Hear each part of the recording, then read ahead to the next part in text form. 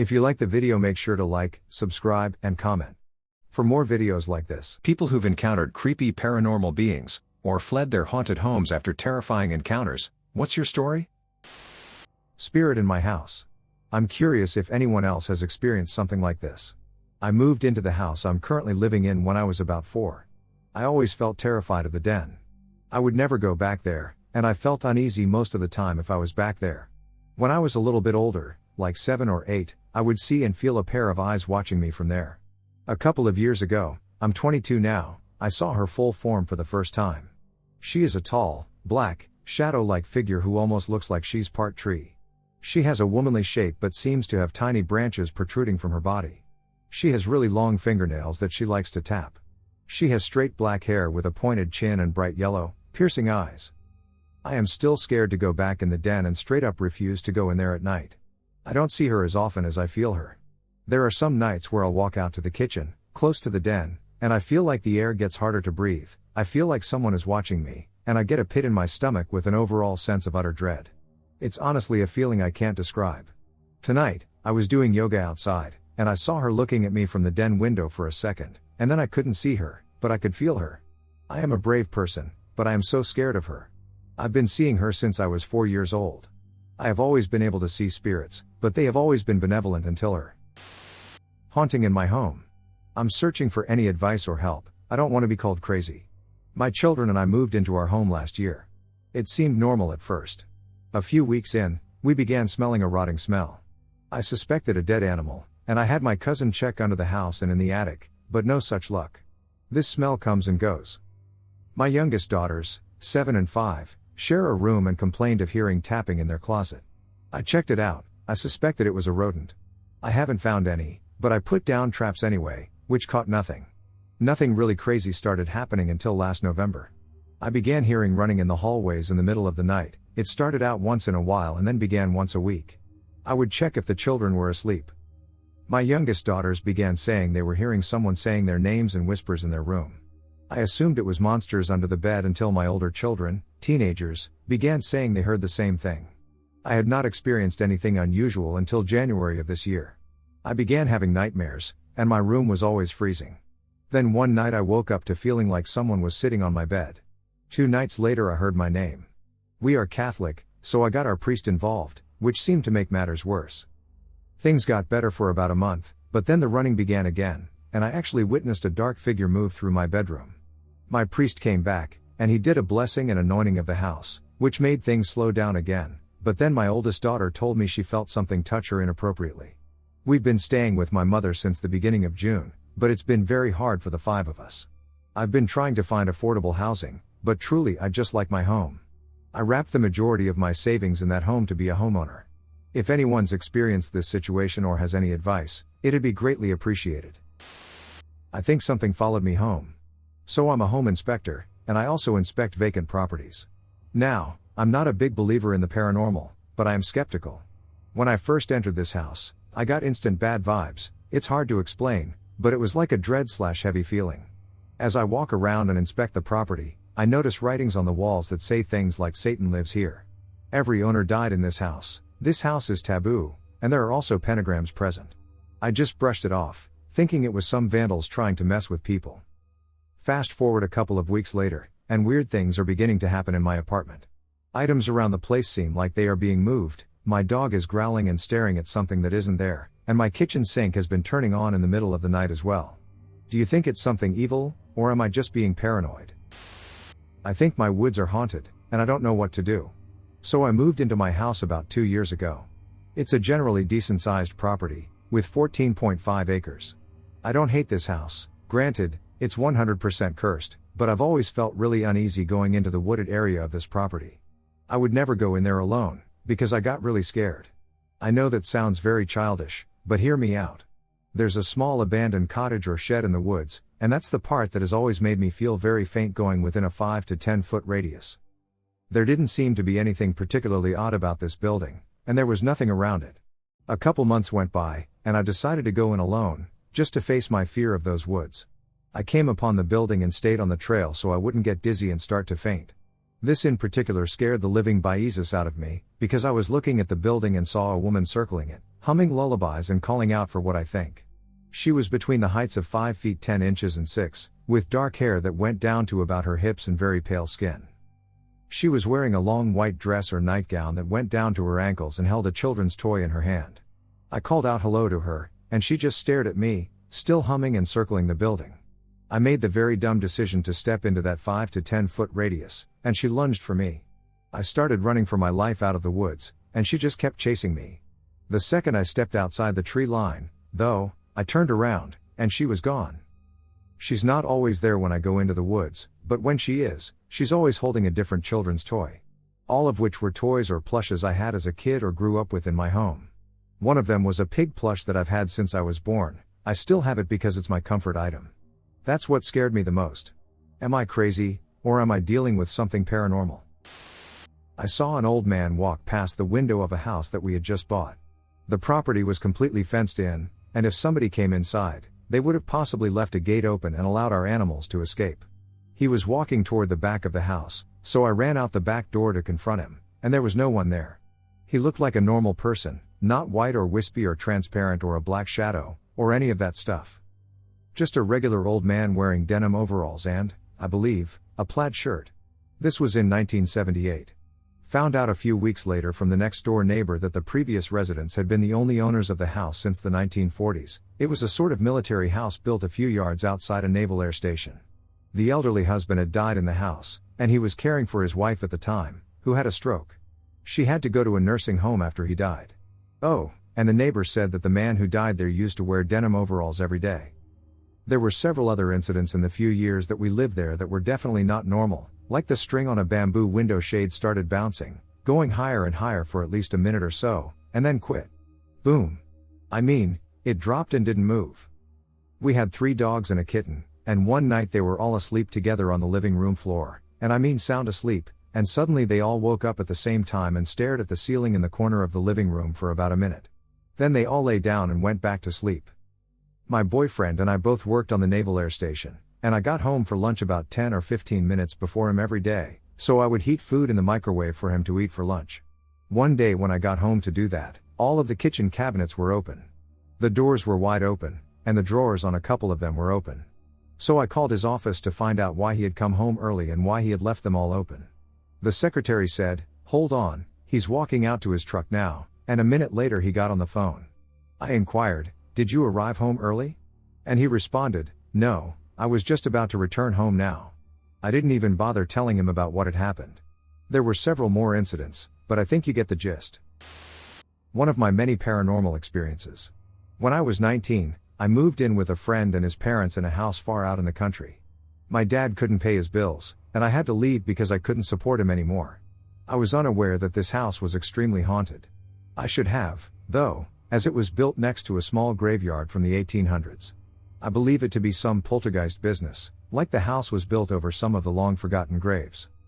This encounter is just one experience I had in this house, but it was one of the creepiest, and it was the first time I ever actually saw something paranormal. I had felt and seen objects moving on their own, but I had never actually seen an entity until this point in my life. I digress. One night my friend and I were doing our typical thing. Hanging out, watching Big Brother, I believe. He had a sister a couple of years younger than us. To keep anonymity, we'll call her T. T had nightmares all the time. Really bad. Her parents' room was downstairs, while we all occupied the upstairs area. I got hungry and went down to make a sandwich around 11 p.m. As I was walking down the stairs, I saw a shadow in the hallway.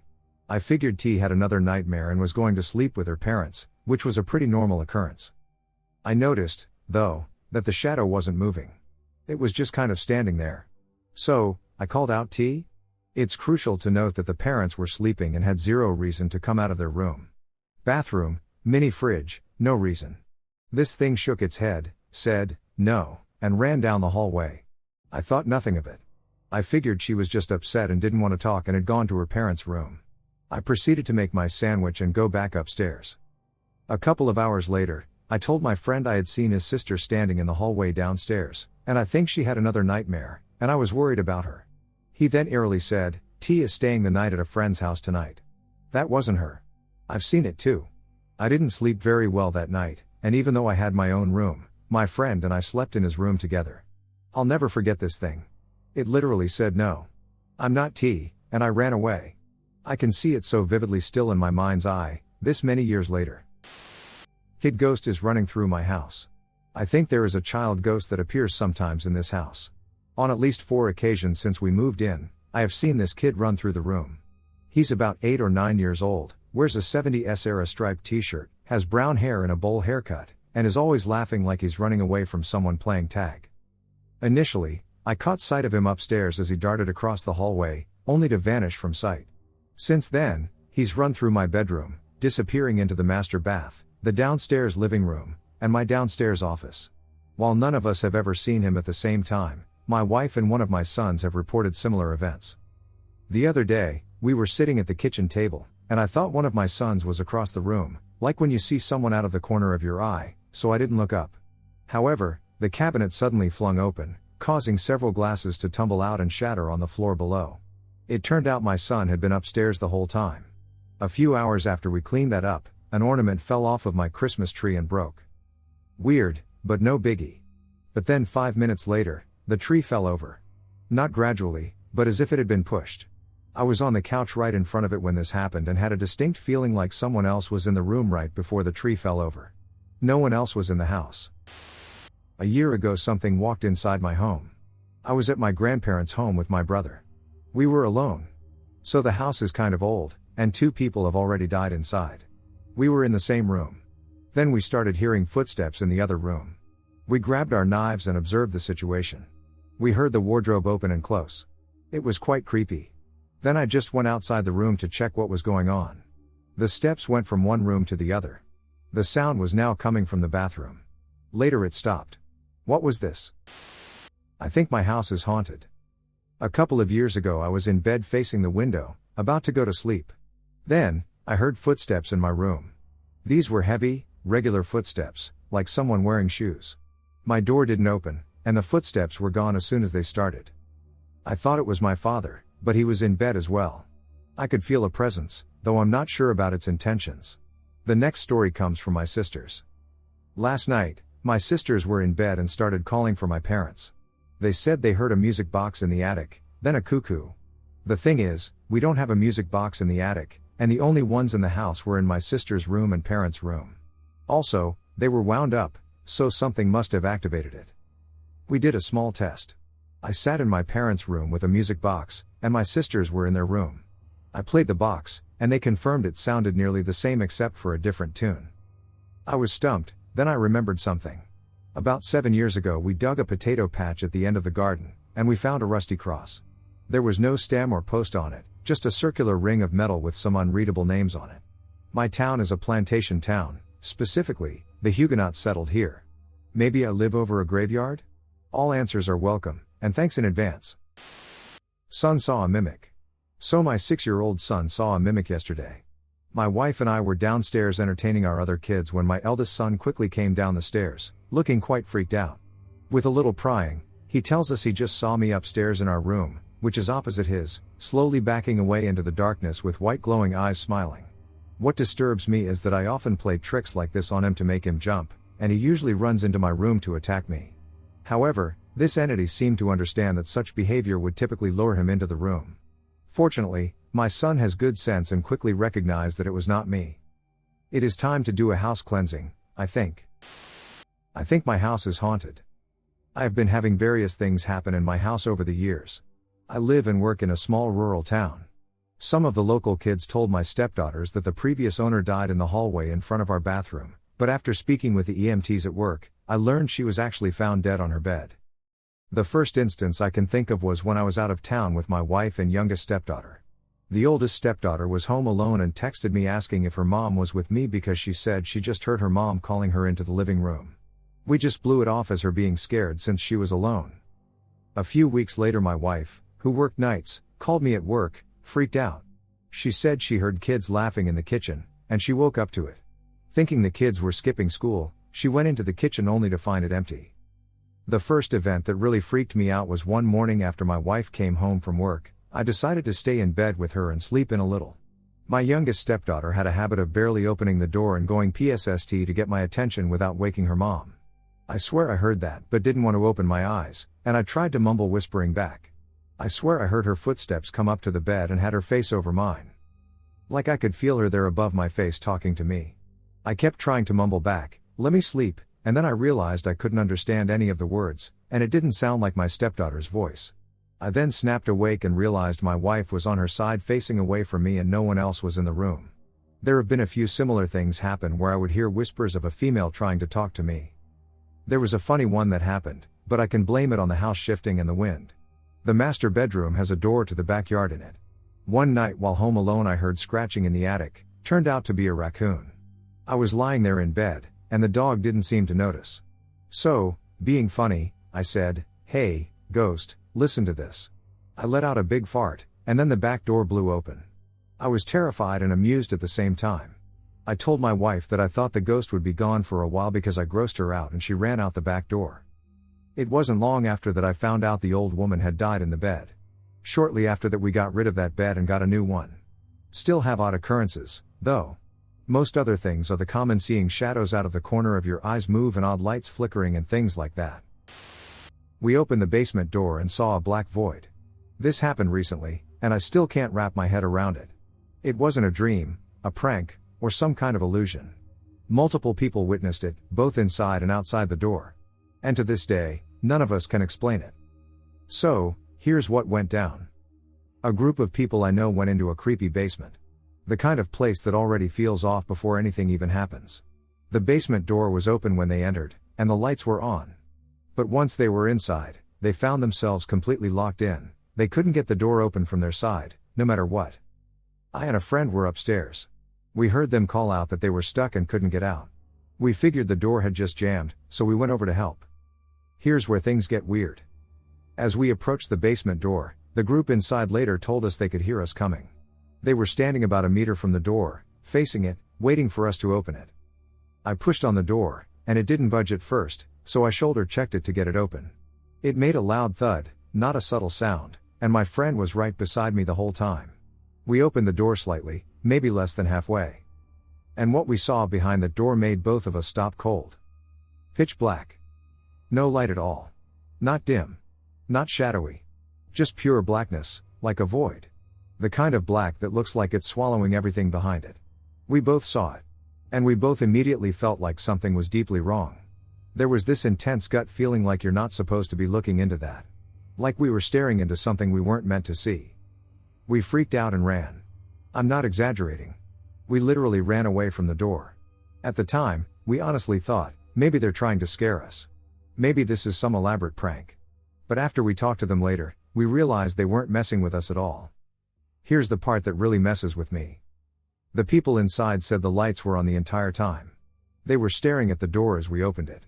But they said they never saw it move, not even a little. No change in lighting, no shift, no opening, nothing. They did, however, hear us approaching and hear us running away after we saw what was behind the door.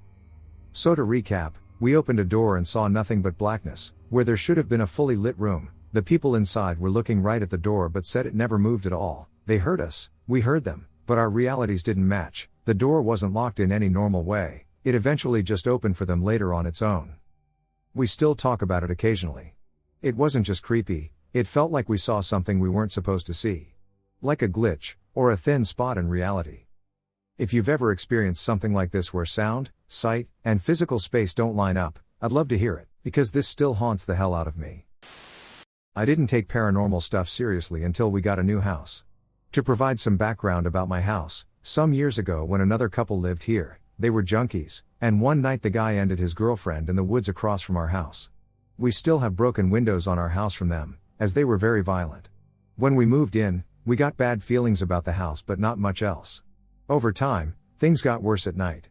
It started moving our beds and screaming in the hallways, but it didn't sound like a human scream. It made noises throughout the house. We saw black floating balls that zoomed past us into other rooms. We had a house in another state that we went to regularly, and it followed us back and forth. Eventually it came to my grandfather in a dream as a child, and he told him if he showed himself friendly, he would introduce him to his family. We are big in the church, so we weren't about to befriend a demon and its family. We haven't had activity in a long time, so we know it's gone now, but it was an intriguing experience. Haunted house, entity still following me and my mom.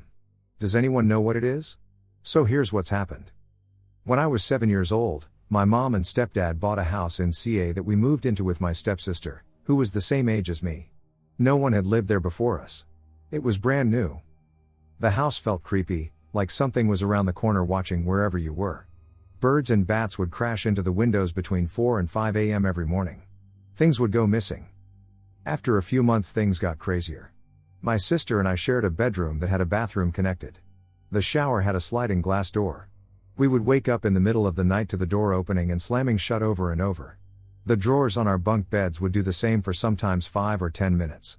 Then our parents would rush in due to the noise and didn't believe what was happening even though we were huddled up on the top bunk sobbing. We started hearing footsteps around our bed while we were trying to fall asleep and could hear breathing in our ears. The worst I experienced was when I got dropped off at 5 a.m. by my bio dad, who worked an early job. I climbed into my top bunk and wanted to go back to sleep, but I heard the footsteps. I pulled the blanket over my head and could hear the floor creaking as it moved closer.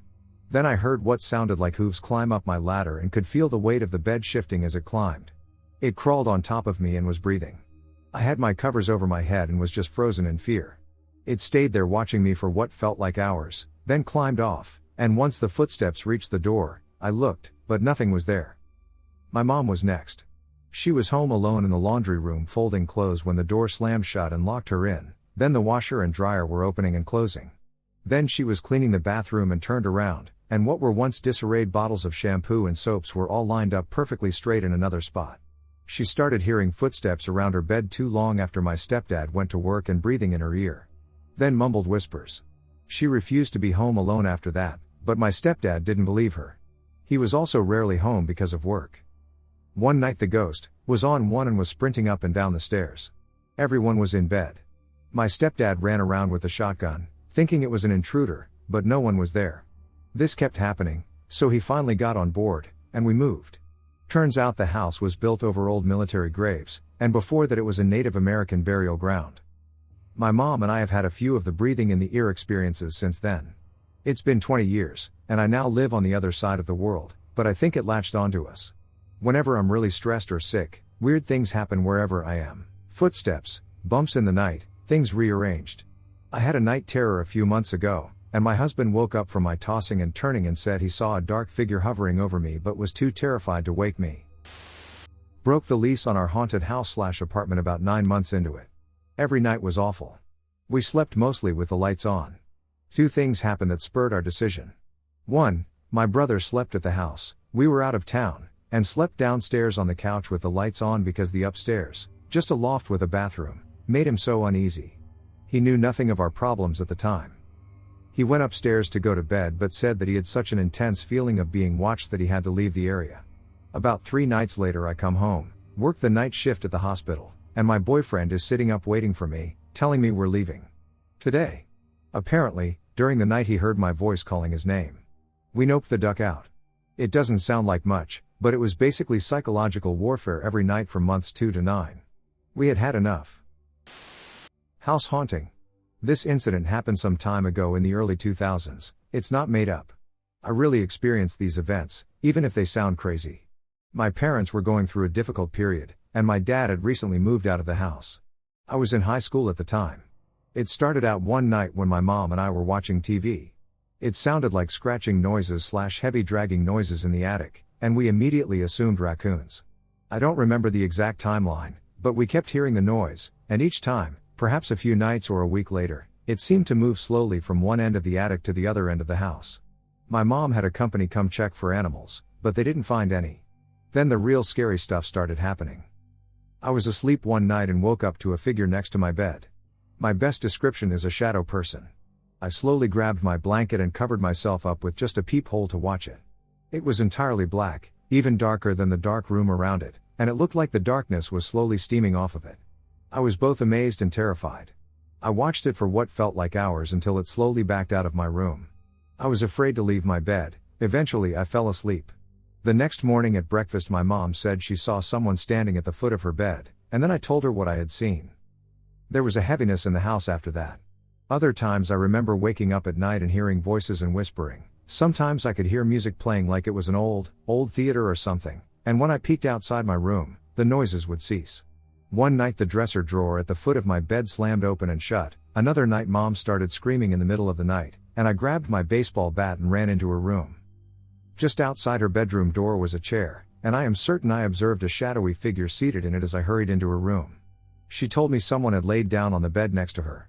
As the events/encounters progressively got more frightening, we were afraid to stay in the house at night. I would sleep with all the lights on, if I could sleep at all. We started spending the night in a hotel. Even in the daytime you would hear things like someone calling your name. I can't remember how long the haunting lasted.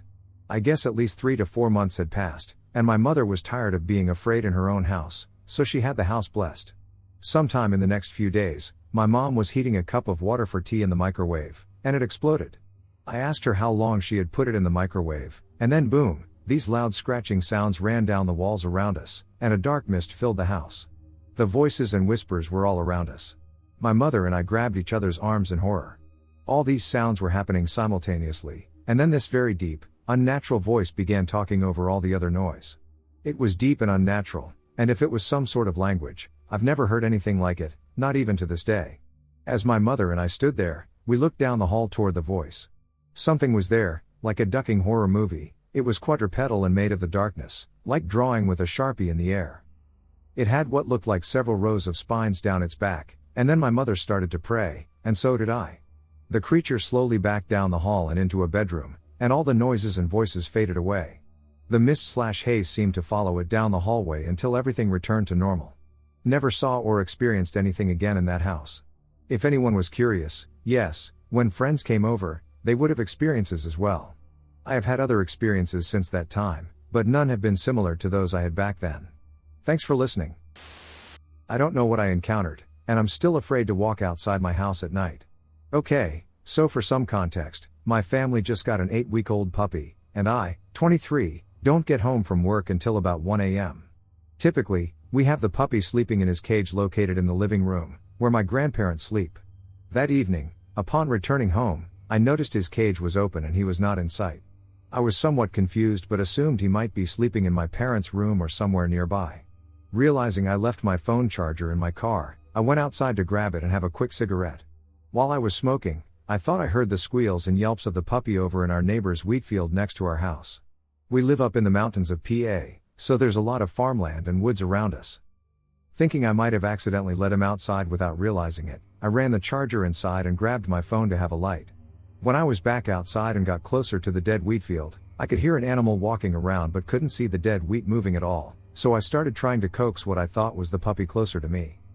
The footsteps sounded cautious but started getting closer and louder, loud enough that it sounded like the dead wheat in front of me should have been visibly depressed even in the small light of my phone flashlight. What I heard next is a sound I will never forget and honestly sent the worst chills I've had down my spine. It sounded like a power drill but really loud, like it was playing in a speaker directly against my ear. The scariest part was it sounded like it was coming from something natural, or at least not mechanical. I ran for my life, and now when I'm outside, I hear breathing, footsteps, and other weird sounds, but nothing like what I heard that night. That was 2 weeks ago, and I'm still not sure what I heard. Can someone please help me possibly figure out what it was I encountered and why it still feels like whatever it was is watching me outside my house? I woke up early in the morning around 2:30, and it looked like someone was standing next to my bed. I randomly woke up and saw a man staring at me. I immediately started screaming and punching the air. After not hitting anything, I grabbed my phone for a flashlight, and nothing was there. My sister said she experienced something similar when living in this house growing up. This is the first time I'm experiencing it. I am so exhausted today. I think my house is haunted by something. Hey everyone. I've been a member here for a bit now, and I finally decided to share my story. It's been going on since I moved into this house, and I've been holding off on sharing it in case my family and I were crazy, but I think it's about time to share. Here goes. It all started when we first were looking into my current house. The place was empty, and we, my brother and I, were being shown the new house by our parents. I found what would be my room and was lying on the floor, facing away from the door, listening to a podcast by myself. My door slammed shut so hard behind me that it rattled the blinds on my window. No one was around to do it, but I figured it could have been the AC kicking on and changing the room's pressure or something. The next thing happened a few months into living here. Our stand mixer in the kitchen turned itself on full speed at around 3 a.m. It woke my dad up because it was so loud, and he went downstairs to shut it off. He isn't much of a believer in the paranormal, and it still struck him as weird. After this, it was a ghost cat. We have a cat, she has a broken voice box, so she has a strange meow. However, one night in my parents' room, while my cat was with me in my room with my door closed, they heard her noise in the corner of their bedroom. After this incident, the strange noise occurred more frequently, sometimes in the hallway at night, at the base of my bed, or in my parents' room. Each time it happened, my cat was either sound asleep or in a different part of the house entirely. Whatever it is, it mimics her perfectly, and it's bone-chilling. I've woken up with bruises all over my body that I didn't cause or do anything to get. I've scratched at the end of my bed when nothing was there, and the wall my brother and I share will randomly make a knocking sound 3 times a night. Lastly, my brother awoke one night to a woman in white in his bedroom. She looked at him and backed into a wall, as he says. He said she appears in a long white dress and has long gray hair, and she glows. I don't know what to make of any of this, but I feel as though something's here. There are a lot of other small things that happen, like sinks turning on and off rapidly in the kitchen, doors that were previously shut being opened suddenly, and the occasional seeing something out the corner of your eye as well. It's a relatively new house as well, so I have no idea what would cause something to haunt it. I also wouldn't know whether the presence is a spirit, a demon, or something else, so any advice on this matter and how to address it would be greatly appreciated. Thanks in advance, everyone. Haunted Irish House. My grandmother owns a house that was built by her ancestors not too long after the famine, maybe 2 to 5 years, I can't remember. Anyhow, my grandmother's grandmother was in her bed one night when she heard a crash from downstairs. She ran downstairs, clearly fearing a break-in. My family is about as Catholic as you can get. The old-style fireplace had its coals and contents strewn across the ground, and the Sacred Heart lamp, which is literally fixed into the wall and would require digging to remove, lay on the ground surrounded by bits of wall. Also, she knew immediately this was no burglar, so she ran upstairs and went to bed, but she could hear creepy shit all night from downstairs. In the morning, when she went to check, she found that the fireplace was completely normal. Lamp in wall. No scratches on the floor, nothing out of the ordinary. I wasn't told what happened after, but I'm guessing she had mass to bless the house or something. Now that house is up from the sea. Beautiful place in the Barra Peninsula, Ireland. We own loads of land from there to the sea. Now during the famine, people walked from where our house was to the beach to the famine ships, coffin ships, and mass. What we think is that the spirits of the famine were still walking through the house. Though only on the living room side because that's where the trail was. Old Irish suspicion, never build on a path because those who died will continue to walk through the house. I thought this was all poppycock until I spent more time when I could actually comprehend things in that goddamn house. I'd see people looking at me from windows, floorings creaking, and apparitions. I never told anyone about this experience because I thought they wouldn't believe me. However, one night when I was about 10, I went downstairs for a drink of water and stopped halfway down the stairs. Because in front of me was a train of ghostly white figures, faces just about recognizable, walking through the house. Obviously I was frozen with shock but just inched out of view. Gaunt men, women, and children wearing literal famine rags shuffled through the side of the house with the living room. It was like I could almost hear the faint whisper of chatter. Of course I shot up the rest of the stairs and into my bed as quietly as possible. Now I won't go anywhere in that house alone or stay in it alone. To back all this up, we found skeletons in the backyard. Basically, the backfield with a septic tank, famine skeletons. Lots of them. I asked my uncle, and he said that there are probably hundreds more skeletons around the property and possibly even below the house. Whenever I pull up in the driveway and see that house, it sends shivers down my spine. There's something going on in my house. I live in a rural area. I have lived in this house since my son was 2 years old, he'll be 16 in May. Nothing at all happened or felt weird up until about 3 years ago. I was sitting on my patio in the summer. All of a sudden I got the feeling someone was watching me. My son wasn't home at the time, and I was alone. My house is surrounded by wooded areas. My actual driveway is almost half-mile long from the street to my house. I looked towards the woods at the back of my house and saw a man standing in front of a tree. He was older, I'd say he looked to be in his 70s. He was wearing a dark suit, the color was faded black. He did absolutely nothing but stand there staring. He was bald, and the left side of his head looked like a deflated basketball, for lack of a better description. He made me nervous, and I went back inside my house. Fast forward to present. My son and I have seen this many, many times. He never leaves the woods, doesn't speak, and doesn't try to do anything. We've become used to him. We respect his area, he respects ours. About 3 months ago in early October, I was walking my dog in our yard. She started barking and took off running into the woods. I yelled for her to stop and caught up to her about 400 feet in. I grabbed her leash, and before I could turn to head back home, she started growling. My dog loves people and wouldn't hurt a fly, but her growl was vicious. I finally turned around. There was a man standing there approximately 4 feet away. I never heard him or saw him approach. There's no reason for him to be in the woods behind my house. My closest neighbor is a mile down the road. He was also dressed in a suit. A navy blue one, blonde hair, roughly mid-30s. He caught me off guard, and I said, "Oh. You scared me." He replied, "Beautiful day out today." I said yes, it is, and began moving to walk around him. I got beside him and had the most awful case of nausea, to the point my mouth filled with saliva and I thought I'd vomit. I kept walking with my dog. I didn't want him to follow me to my house because my son was in there alone, so I walked along the wooded edge all the way to the top of my driveway. I looked back several times and didn't see him. After a few minutes, I began going back down my driveway to home. My son called me and said, "I thought you were in the backyard?" I said no. I walked up to the road, and we're heading back now.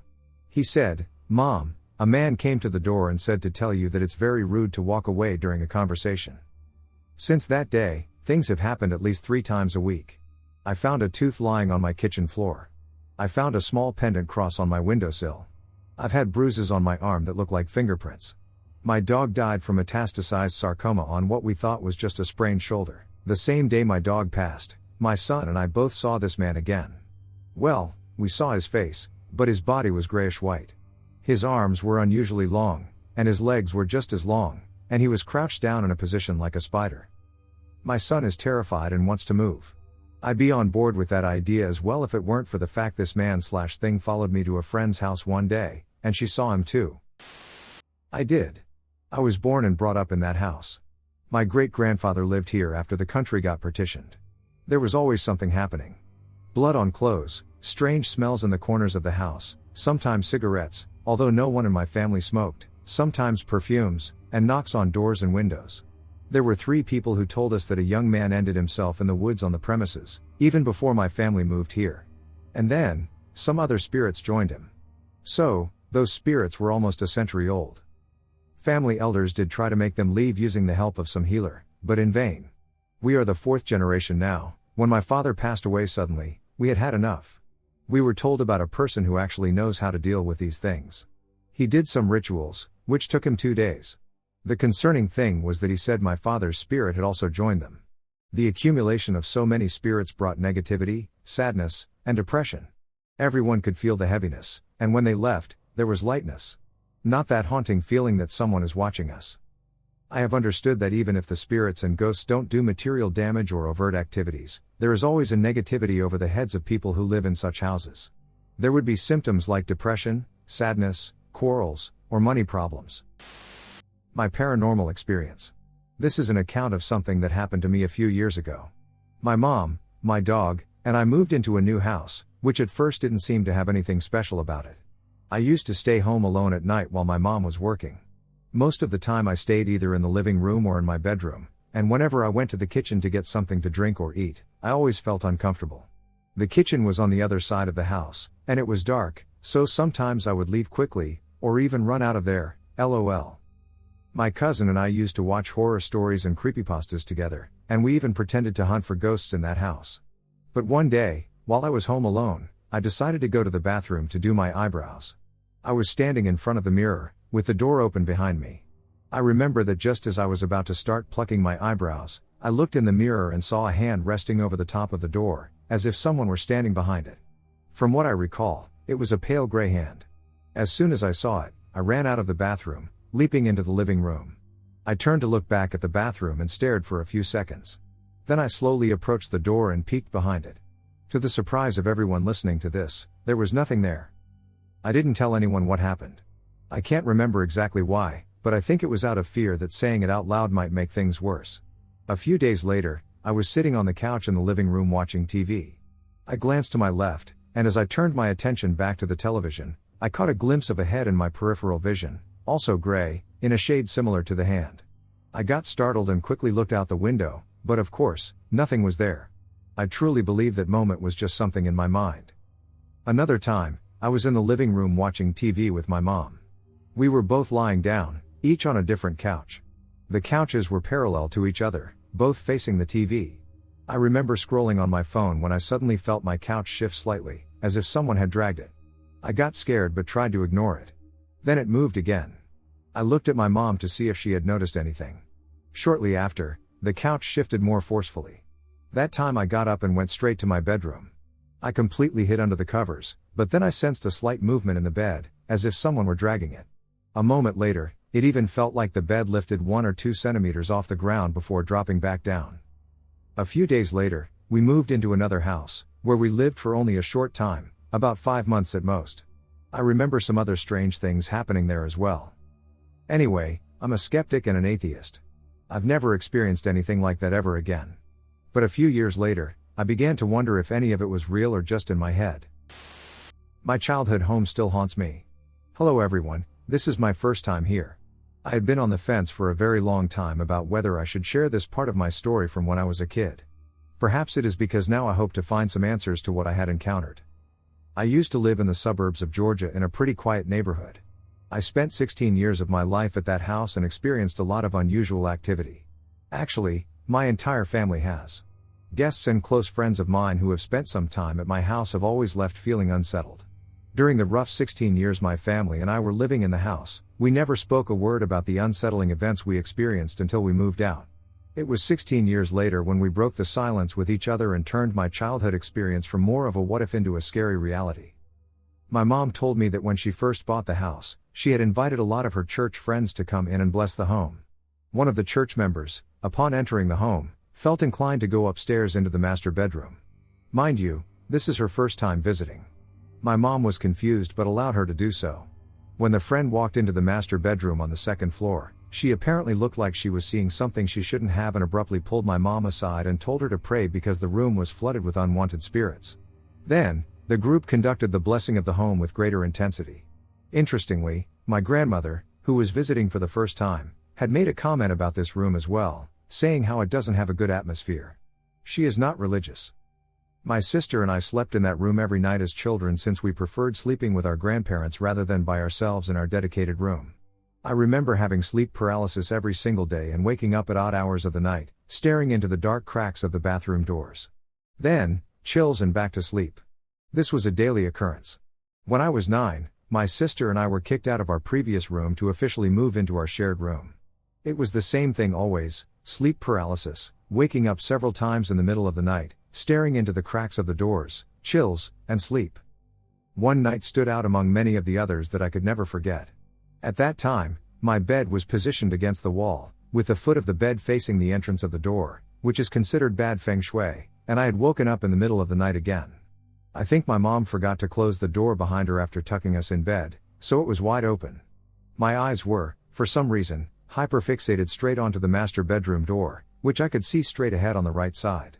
It was like I was expecting something to happen, and I see the black slit of a crack growing wider. The door was literally opening, and I saw a white figure come out of the room.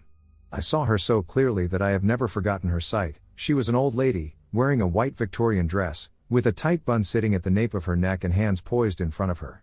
She never turned in my direction, thank goodness, and literally made her way across my room and onto the staircase on my left, which was out of vision for me. I remember being frozen in unexplainable fear. I never shared the incident with anybody at the time. That was probably the major story, but a frequent visitor I'd see lurking in the dark was a young girl, also wearing a white dress. She'd come in my dreams, stare at me from a corner, and do her ghostly shit. My sister and I realized we had the exact same dream of her. As I got older, I got more numb to these activities. Daily sleep paralysis was still a thing, and I started to become more annoyed at it than scared. I learned later that a friend had a dream of that girl standing at the end of a master bedroom closet staring at him. It was when he moved into my neighborhood after this dream that he realized the master bedroom of his then new home was the one he had seen in it. No girl, but he felt unsettled. A friend of mine later told me that when she slept over at my house, she had woken up to the girl staring at her, and then she was able to describe the girl a little clearer, a dirty white dress and long brown/black hair. She was young, around 12 to 14. The list continues, and more abnormal stuff occurred, my dog barking into the darkness in the middle of the night, hearing my name when nobody called me, footsteps when nobody is there. The sleep paralysis and all the paranormal stopped when I moved out. I wondered if it had to do with the land the home was situated on. I attempted to find any previous records from my county about the land's use, but to no avail. What do you guys think? Ghosts in my house, what to do? It all started a month ago when my parents went to get groceries. They usually leave for like 2 to 3 hours in these cases. I decided to go take a bath, but as I got out of my room and through to the kitchen, I saw a towel hanging on a chair being held by one of the corners. As I got closer, it fell. I thought it had been creepy as duck, but then it all went down a few days later when we were all sleeping. I heard noises of objects being moved around in the kitchen. I didn't think much of it and went to see who was there. No one. The last things that happened were in my room. I have a small closet, and I always close it because I'm scared of the stupid idea of someone watching me from inside the closet. One night I saw how it slowly started to open just enough as if someone was watching me. Then the very next day I felt someone pulling my blankets off of me. I got up and turned on the light. I then heard someone trying to open my door, turning and moving it desperately. I didn't even ducking open it until it stopped. The last thing that happened was last night when I tried to open my door and I couldn't, as if someone was holding it from the other side of it. It took me 5 minutes to finally open it. It seemed to happen in my whole house, and the event slowly moved closer to my room. I have no idea what's happening nor how to stop it. I'm not scared of a ghost, I'm just kind of stressed because I haven't slept properly in days. Our house is named after its first and second inhabitants. Number 2 inherited the house as a young woman and lived in it until her death of old age. The house was saved from the wrecking ball multiple times as the neighborhood became increasingly rough, and it ultimately stood alone in the 1980s before being moved. There's evidence the steep, twisting main staircase was blocked off at some point. I'm guessing it was in her dementia-ridden final years to keep her wanderings contained to the first floor. Anyway, if you're in the right state, as you pass one of the mirrors near the staircase, you might see a wild tangle of gray and brown hair running up the staircase. I think that's Catherine, still trying to get up the stairs, probably to look out the tower, which once had a commanding view of the whole city. Or, depending on how hungry he is, it could also be my cat Max trying to get your attention. It's just when he's also lying on the couch that it's unnerving. Part of my family home is centuries old. My mum grew up there, and both she and her brother would see an old man standing at the end of their beds watching them at night. When she married my dad and they moved in, he would tease her about her beliefs in some paranormal stuff until one night she was away and he saw the same old man. Scared him so much he fled the house and had to stay in his sister's house for the night. There was a lot more, like how we'd all be having dinner together and you could hear footsteps upstairs, when no one would be there, walking across the floor. Or when we'd be in school and my parents would be walking the dogs, they would come back to the van and have missed calls from home, no one there, on their phones. The weird creepy shit was always located in the very old part of the house. You would be walking down these stairs and always feel watched, like there was something right over your shoulder. We've always had dogs, and over the years none of them liked being left alone in the old part of the house. All our friends growing up would comment on how creeped out they were in that part of the house, some even refusing to stay over. It's funny because none of us talked about it until one dinner when we all acknowledged that the house was probably haunted. Back when people still had computer rooms with desktop PCs, my mom would be playing solitaire on it with her back to the open door. She could hear all manner of noises and stuff being moved around. She'd often get up to go find my dad, thinking it was him playing tricks on her, only to discover him busy in the garage, a good 15-minute walk away. Weird thing, when my dad passed away, it all stopped. The weird sensations, the feelings of being watched, and even the noises. I'd like to think he told whatever it was to duck off. I think my house is haunted. I moved into this house that was built around the early 2000s, and I've only ever had around 2 paranormal experiences.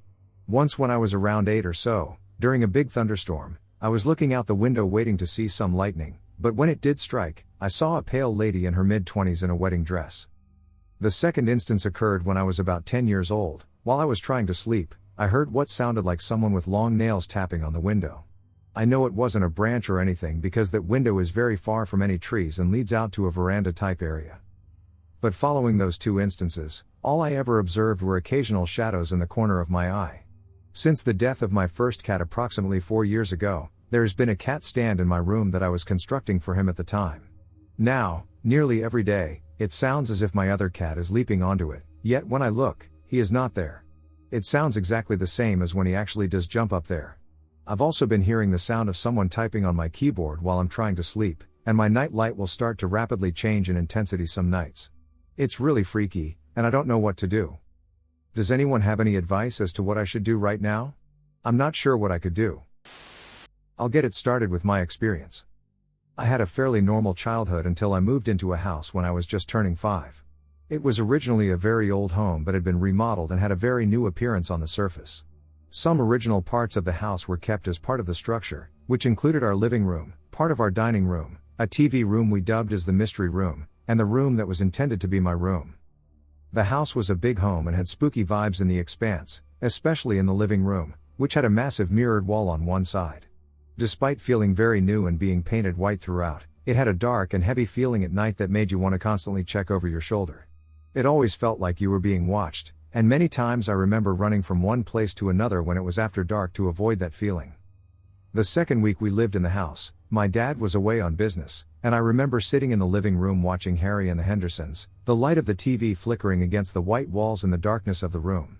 My mom was upstairs hanging out in the guest bedroom, so I was by myself on a small couch adjacent to the dining room area. Suddenly, I hear a creaking metallic sound like the twang of springs in a doorknob and look over to see the door handle across the room moving up and down by itself. I froze, not knowing if someone was on the other side of the door trying to get in or what.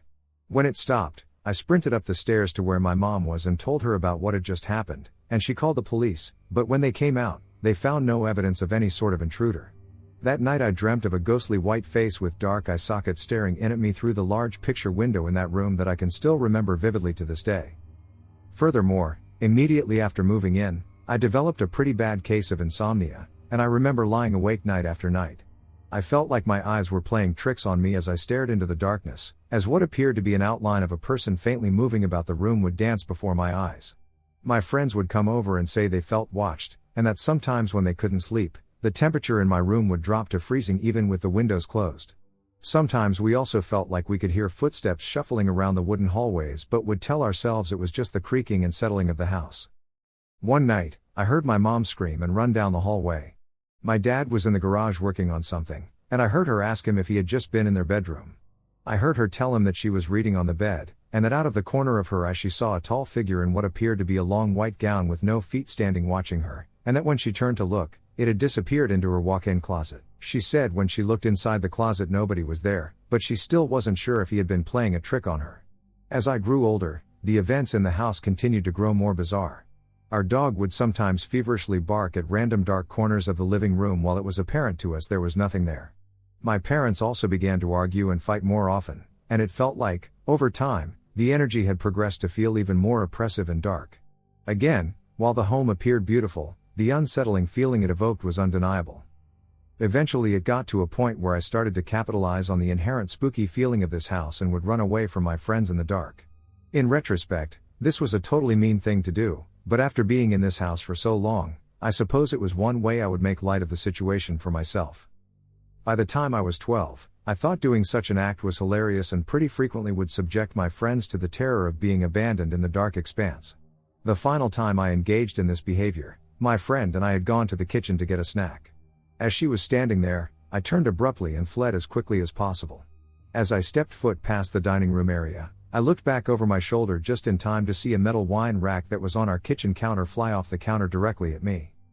I barely had enough time to jump aside as it clattered to the floor where I had just been. For several moments I stared as the wine rack now lay motionless on the floor, about 10 feet away from where it had just been resting on the counter. The pale expression on my friend's face, who was still standing on the clear opposite side of the room, spoke volumes, but despite this, I asked, "Did you see that?" To which she could barely just nod. I remember then just being like, "Let's get out of here," and at that point we both sprinted to the other side of the house together. Encounter at my old house. I was 9 or 10 at the time, living in a different house. Up until I was 7, I and my family joked that my grandfather, who passed when I was 3, became a ghost and haunted our house, which I'm not sure is related, but maybe, in case it's relevant, the urn that held his ashes stayed in the master bedroom. My brother and I, who are the same age, were in the back of our house, specifically in the master bedroom. We've always been scared of going too far back into our house due to previous paranormal encounters, but we managed to get past it soon before this. This one specific time, we were playing this game where one of us would turn off the light, and the other, who started at the opposite side of the room, would run only when the lights were out, then freeze when they came on. We played a few rounds with no issue. At the end of a round, we were standing at the light switch, laughing, engaged in some sort of childish banter, don't remember what about. We suddenly heard the loud sound of a classic Jack-in-the-Box and froze. We just stood there, looking at each other for a few seconds before we processed it. We both ran as quickly as we could back to our lounge and immediately went to talk to our grandmother about it. She stayed in the master bedroom at the time. When we went back to check, the music had stopped. Months later, we were packing up to sell the house and move. There wasn't a Jack-in-the-Box anywhere in the house, and there was nothing else in that room that could have caused the music. I thought a few times that maybe I was hearing things, but my brother and I froze at the same time without saying anything. It might sound a bit cliché, but maybe it was my grandfather trying to play with us? He had been dead for around 7 years at that point and had played with us a lot when we were toddlers. I think maybe that was his way of trying to interact with us, or maybe just some other basic haunting. Thoughts? There is something in my house. So, I found this group last night because I don't know what to do. I moved into my house in fall 2023, and the vibes were always a little off, but it was nothing crazy. I've always been very sensitive to energy, but it scares me. For as long as I can remember, I've always been scared of nighttime. I often slept in my sister's or parents' rooms, and I avoided walking around the house at night. I even remember waking up in my crib crying one night because there were shadows on the wall. I couldn't tell you how old I was, but I remember it vividly. I would stay up until I couldn't keep my eyes open anymore for years if I wasn't in someone's room. But anyway, back to my current issue. The house always felt creepy, but my kids didn't seem to notice. Eventually, my oldest noticed her door opening on its own. She watched it one night, and on other nights she would close it and go to bed, only to wake up to find it open.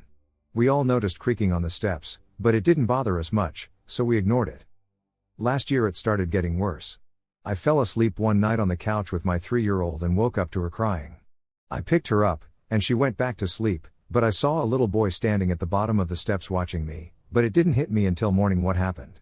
My room felt exceedingly dark and unsettling, leading me to frequently sleep on the couch, when I am able to sleep. I've never liked mirrors, so when I'm in my room, I get a feeling like I shouldn't look at my vanity because something is watching me. Most weekends my kids are at their dad's house, so I'm alone, and that's when it's the worst. I consistently hear the steps creak like someone is walking down them every night. I can feel when it reaches the bottom of the steps and watches me, or it will stand in the doorway to the hallway that leads to the kitchen. It's to the point where if I fall asleep, I automatically wake up terrified at 2:40ish and can't fall back asleep until 5 a.m.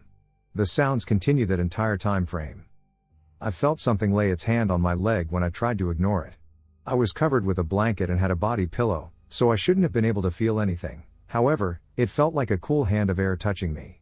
Another night, while I was painting and listening to an audiobook, I heard a creak from 3 steps and could again feel its presence when it was downstairs in the room with me. I just looked down because I was terrified, and my entire body got really hot. It was probably 5-ish minutes before I could feel it go away. I did not sleep that night. I often see things in my peripheral vision, which makes me wonder if I'm going crazy. I was on vacation last week and felt completely fine, sleeping through the night, so I hope the issue is confined to the house and not something wrong with me. Another night, approximately 2 months ago, I had a dream in which I was turning off the lights in the kitchen and going to lock the door. There is a room situated between the garage and the house that leads into the kitchen, and it deeply unsettles me. I always push on the door to make sure it's shut all the way, and when I did, something started knocking like crazy, and I woke up immediately. The last thing I'll add, last night was the worst. I heard creaking on the steps, so I turned on the song Saints by Echoes to drown out the noise. However, while listening, I heard something fall loudly in the bathroom. This morning, I entered the bathroom and found several bottles that had been on the shelves in the shower lying on the ground alongside my kids' bath toys. I called my oldest daughter to keep me company, but she fell asleep on the phone, and I swear I heard whispering. I heard my name and "Are you awake?" It felt as if she was mocking me for asking her several times whether she was still awake. The noises in the house didn't stop until around 6, so I slept, and I'm still hearing the steps every so often now. A little while ago, it happened again, and I felt extremely hot once more. Occasionally I feel things, and it's like a cool breeze, and I'm fine, but I only get hot when I feel scared. I need help, I can't continue living like this. Am I crazy? What was in that house?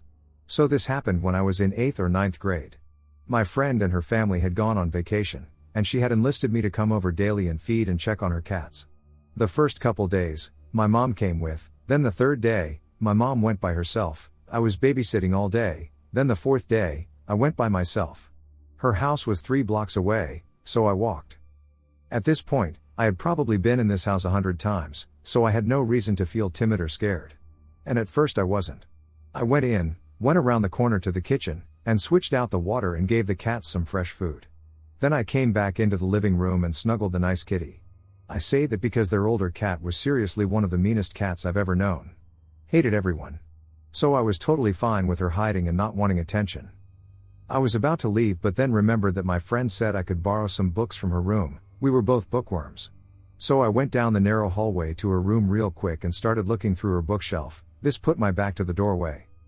I had been browsing for a few minutes when, very suddenly, I felt cold and terrified. I was sure someone was standing in the doorway behind me. It took me several moments, but I finally summoned the courage to turn around. As I looked at the doorway, it was as though something, had just darted out of sight. At that moment, I decided to abandon the books and quickly left the room. I ran out of the room, back down the narrow hallway, into the living room, and to the front door. The whole time it felt like someone was behind me. I didn't even turn around until I was outside, and then just to lock the door. I then ran home. I didn't say anything to my mom for a few weeks, but I did make excuses for her to go with me every day after that until my friend returned. A couple of weeks later, I decided to bring it up to my mom when we were driving somewhere.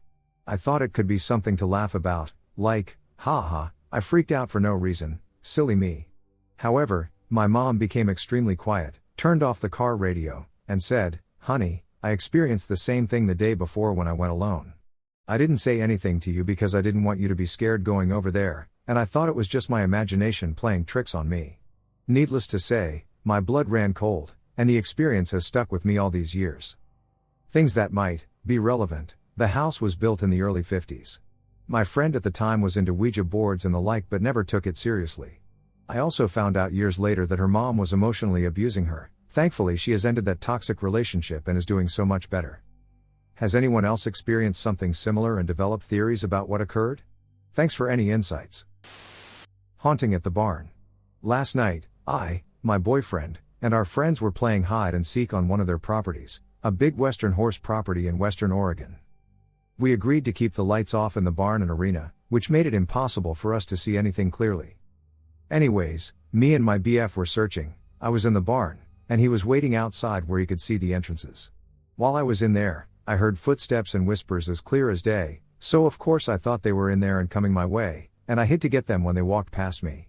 When nobody came for several minutes, I got out of the barn, paired up with my BF again, and continued searching.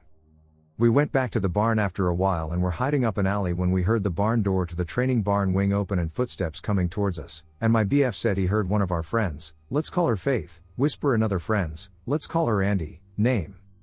Not much later, I heard Andy clearly whisper Faith and footsteps coming from the alley up to the round pen, so I told my BF to block the other alley leading up to it while I sneaked there to finally get them. Nope. We had a few other whispering encounters in the barn during our little game, and when we called them on the phone outside the barn to finally give up, they came to meet us, saying they weren't in the barn until the last 5 minutes of the game. We told them about our encounters, and Hope, the rancher's daughter, told us that their clients have heard similar stuff. This morning, her mom asked how it went, so we told her. We got to know a lot more about this barn while talking to her about it. Before they bought the property, there was only a couple and their few horses, the other stalls and stuff weren't used at all. Additionally, a man died while working on a project in the arena. People training their horses reported seeing something in a corner of the arena that spooked even the calmest horse. The rancher's wife got sick of this happening since it would even spook her daughter's horse. One day she got really pissed, so she took a whip, went to that corner, whipped the air and walls, and told whatever was in there to get the duck out. After she placed the whip over her shoulder, something tugged on it twice, causing her to quickly leave the area. They had reported sightings of orbs, whispering, footsteps, cold spots, shadow figures peeking around corners and standing just in the corner of your eye, and energies in the cow pens. What do y'all think of that? My girlfriend's house and the woods in her neighborhood are both haunted. I'm usually quite skeptical about the unexplainable. About a year ago, I had a lot of paranormal/unexplained things happen during that time, but since then nothing's really happened. That is, until I met my girlfriend, at least.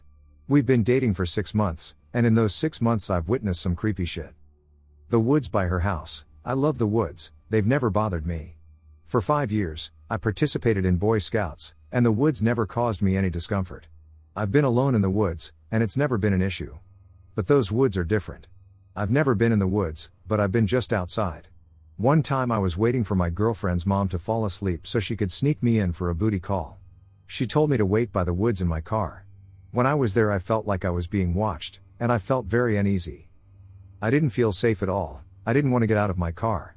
To be honest, I repeatedly made sure that my car was locked, and I shrunk down in my seat a bit.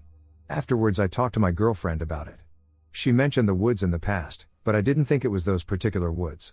She told me some of the experiences she's had in the woods.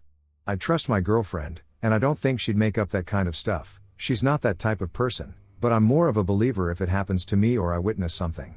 She told me a few experiences. One time she was in her car with her ex by the woods. I'm pretty sure it was the same spot I was at, and they both heard a bone-chilling scream. It was off in the distance, so it was faint. It sounded like a woman's scream. She's heard it a few times. She's also seen white humanoid figures with long arms. She told me that she and some of her friends went in the woods and would leave each other alone for a bit as sort of a game. When it was her turn, she felt like she was being watched in all directions, and she heard leaves rustling like something was moving.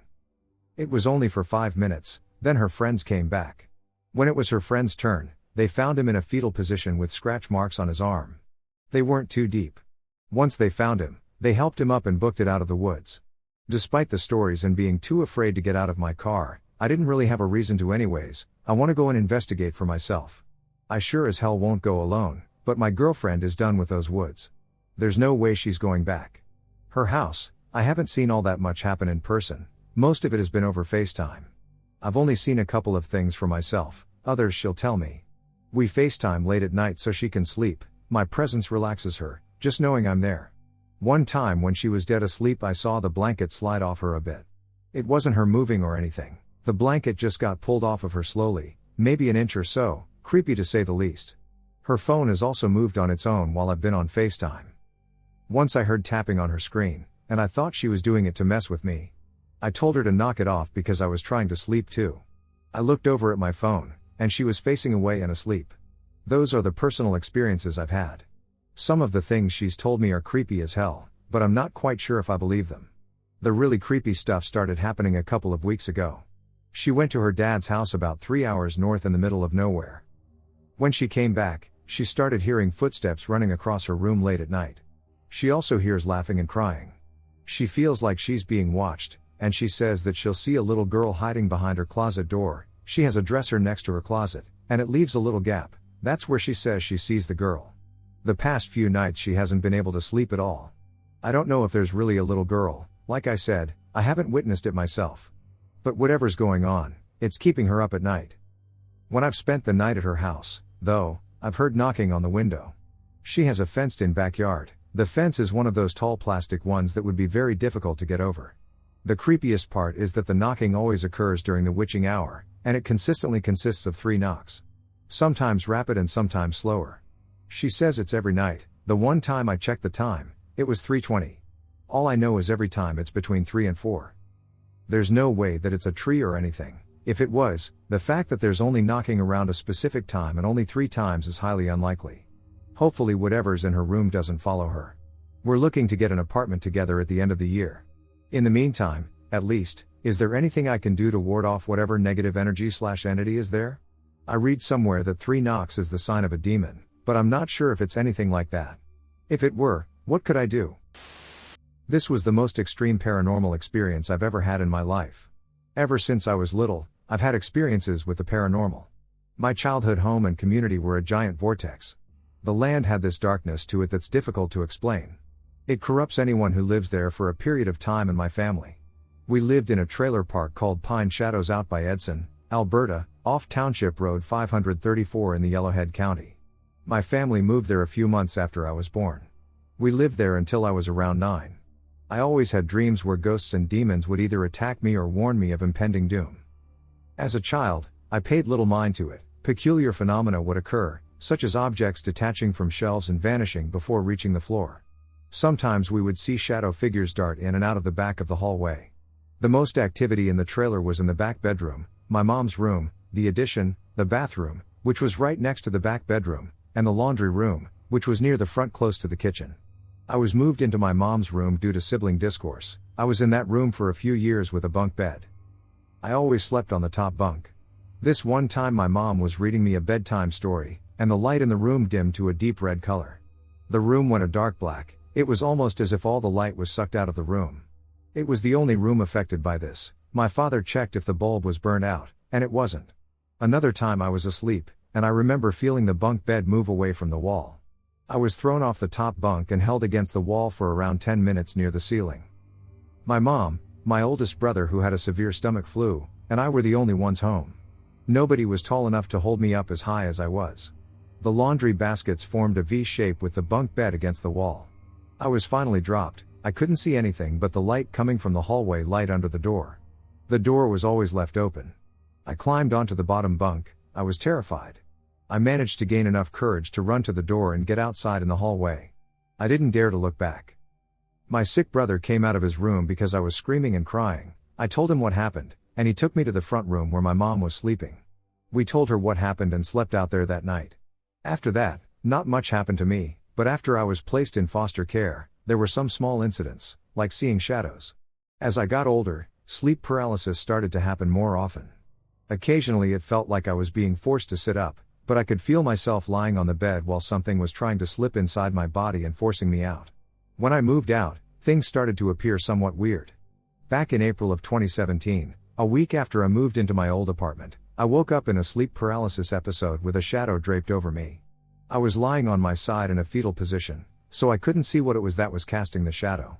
I could hear heavy breathing right next to my face, whatever it was. It wasn't happy that I was there. I also woke up with a cold, clammy hand on my face. Recently I haven't had anything happen. I'm 25 now, living in Edmonton.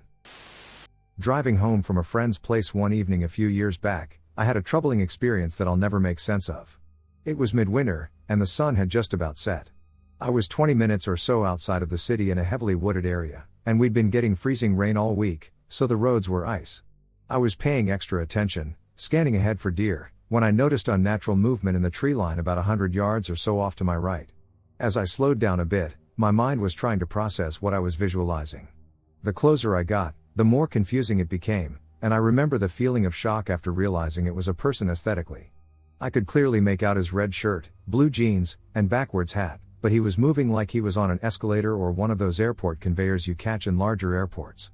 It was 10 degrees in the middle of January, and he was in a t-shirt, moving through the thick underbrush like it wasn't even there. I remember wishing I was anywhere but in that exact space at that time. As I passed by, he looked in my direction and started waving his arm so as to excitedly say hello like a hyper child would, rather than trying to hitch a ride. His facial features were blurry and sort of asymmetrical.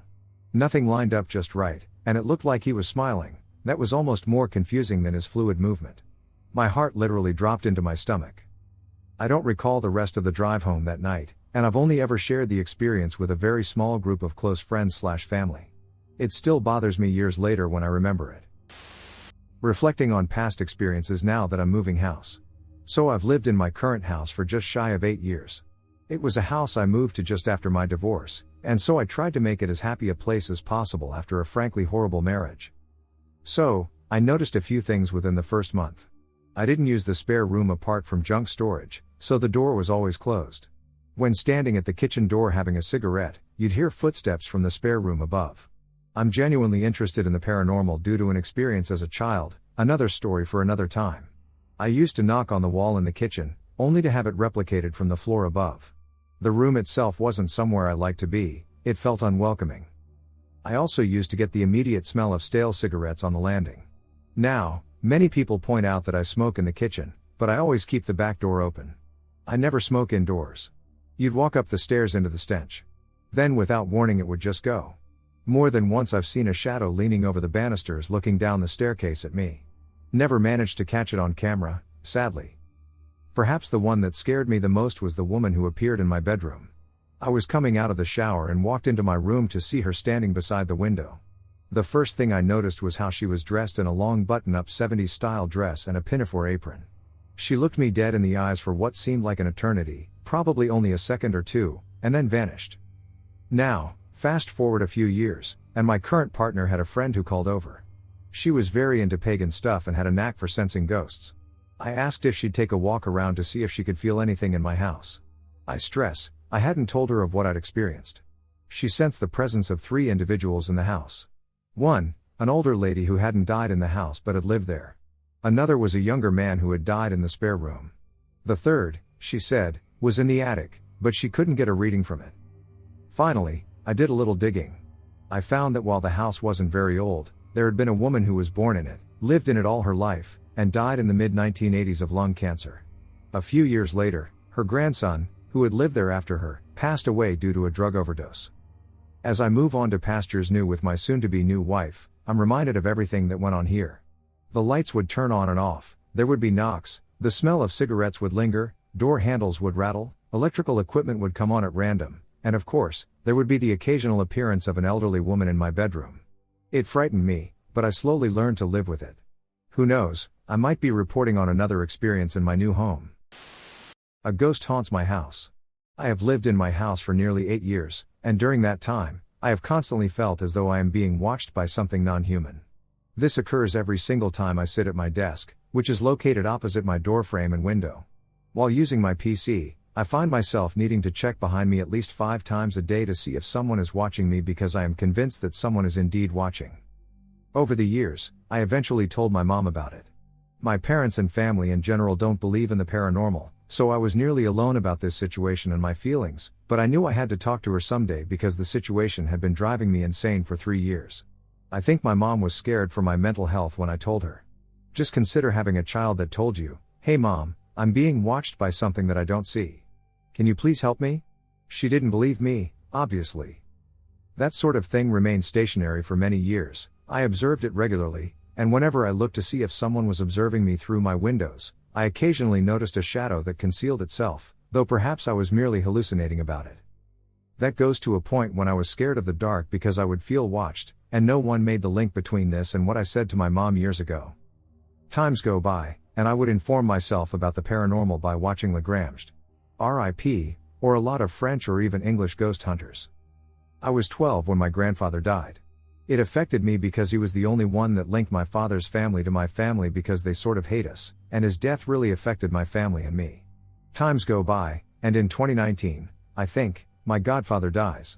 He was my everything because my godmother just ignores me by now, and when he dies, this affects me a lot because I loved him so much, driving me to a sort of depression or mental breakdown. I was having mental breakdowns really often because of school and stress I'd give to myself. All this story just to tell us what happened this year. By now that was just being watched, but this year it accelerates.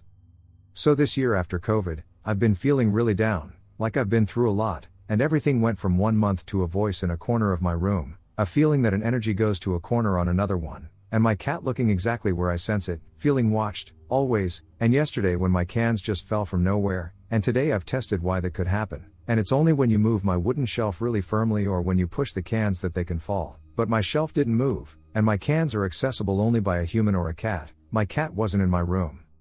In short, I wanted to tell you my story of my weird house. The only rational explanation could be a mental health issue, but I believe it would have been identified if it had occurred during my childhood. And for a paranormal explanation, it can be my grandfather, my godfather, or even an unknown spirit that plays with me because he wants to be noticed. It's been only 1 month since I moved from my room to my older sister's room. She moved out, and that just continued again. Thanks for listening. Something still watches the house in the woods. My parents are divorced, so I spend 2 weeks each summer at my dad's place in Woodinville, a remote, heavily wooded area. Ever since I first stayed there, I've had moments where it feels like someone is watching me, but one night when I was 11, things went way beyond a feeling. It was a thunderous night with light rain and distant lightning. My dad had several torches around the patio he lights for late night parties. Around 2 a.m. I got an overwhelming urge to look out my second-floor bedroom window. Outside, in the torchlight, I saw a figure sitting at a patio table. It looked vaguely like a woman, but the light kept flickering, so I couldn't be sure. I yanked the blinds shut, too scared to wake Dad. He only trusts things that are scientifically proven. While I lay in bed, another flash of lightning lit up a full silhouette in my upstairs window, which would be impossible because my room is on the second floor. I stayed awake until about 3 a.m., when something strange happened. I was lying in bed with my eyes open on my side, and I blinked. After I briefly blinked, the time changed from 3 a.m. to around 8 in a flash. I didn't fall asleep, it's just like time warped. When I left later that summer, I pushed the whole incident out of my mind. Return visit at 15 and a half. A couple of years passed. I was 15 and a half when I went back to Dad's for another 2-week stay. The first week was totally normal. Night one of the weirdness, I usually stay up until 3 a.m. because I can't fall asleep earlier. For nearly 2 weeks there had been no issues getting water downstairs, but on the third day of the second week, while my cup was filling, the room felt wrong. Someone or something felt inches away, staring. I turned around and looked around the kitchen. No one. Then came a rhythmic knock knock knock on the kitchen window. Nobody should have been outside, we're in deep woods. I bolted upstairs, water still running, everything in slow motion adrenaline. After what felt like an hour, really only minutes, I forced myself back down, shut off the tap, wiped the water trail I'd splashed everywhere, then locked my bedroom door and slept. The next day was uneventful, but the memory kept me wary. Night 3, the suffocating I'm being watched feeling returned, just as strong. I grabbed water and hurried upstairs. Minutes later a door slammed downstairs. It couldn't have been anyone from our household, as all of the bedrooms are on the second floor. I locked my door and panicked about how anything could be inside, and I never heard the front door open or close the whole night, so I didn't have an idea of how anything could have gotten inside the house. Footsteps climbed halfway up the stairs, paused, then went back down. I went out to use the bathroom and was pretty paranoid, so when I got back to my room, I checked under the bed and in the closet and eventually fell asleep. On the final night of the visit, I felt watched again as soon as I stepped into the kitchen. While the cup filled, something banged hard against the same window. I looked, nothing there. I shut the tap and speed walked upstairs without spilling. About 30 minutes after closing my bedroom door, I heard slow pacing right outside, back and forth. No one should have been there, family doors stay closed at night, and I hadn't heard anyone come up the hall. Terrified, I sprinted to the door and locked it, and the pacing stopped. A shadow blocked the thin line of light under the door for a moment, then moved away. I heard it descend the stairs and open a light interior door, nothing heavy like the front or garage door. Almost immediately afterward my stepbrother's door, next to mine, opened. He went to the bathroom and shut his door again. He's over 18 and skeptical of anything paranormal, so I never mentioned it. I know it wasn't him or anyone else outside my door, because that thing had already gone downstairs. The next morning I left and haven't talked about it in person. Nothing remotely like this ever happens at my mom's house, though smaller creepy things like an Ouija board incident have happened there. Those were minor compared to a window silhouette and footsteps pacing outside my room. I'm convinced the figure I saw through the torchlight years ago is connected to all those incidents at my dad's house. That's the full story, every detail I remember. Let me know what you think. The haunted house. A 4-year-old saw a man with no face. The house caught on fire. My family has been experiencing hauntings my entire life and before I was born. I'm not a professional storyteller, so bear with me. It's hard to explain these things that we can hardly understand ourselves. In the early 90s, my great-grandmother from Puerto Rico and my great-grandfather from Italy had just bought a house in Bridgeport, Connecticut, and it was one of their first homes. After buying the house, the person who sold the house handed them the keys and looked them in the eyes with a straight face and said, "Good luck." This scared my grandmother, but my grandfather wasn't a believer in the paranormal, so he eased her fears. About a minute later, they walked into the house with my uncle, who was 4 to 5 years old at the time, and he began running all over like little ones do, excited to see the biggest room and things like that. During his little run around the house, he went to see the bathroom and ran out to my grandmother and said, "There's a man with no face in the bathroom." Children have been told for decades that they have wild imaginations, but as a kid I too saw things, and I can promise you it was real. My grandmother at first thought it was the seller using the bathroom before leaving, but it didn't make sense because she watched them leave. They never found out who the man with no face was, and because of this, my grandmother was officially scared of that house. Moving forward. Years and years later, now my uncle is a grown adult, and they still live there except my grandma lives there now with my great-grandparents. She was pregnant with my mom and already had a bad experience at the house. She was taking a nap and got pulled by her feet halfway off the bed. She jumped up and ran to my grandmother and slept in her bed at 20-something years old. No grown women would be sleeping in their mother's beds unless they had a serious reason. A few months later, she's sleeping in her room in the evening because of how tired she is due to the pregnancy. It was a Thursday, and I know this because every Thursday my great-grandparents would go to my aunt's house for coffee and sandwiches, but this day, for some reason, for the very first time, they decided to skip it. So my great-grandparents are downstairs watching the news, and my grandma is upstairs taking a nap when all of a sudden my great-grandparents see a big pool of black smoke rush down the stairs.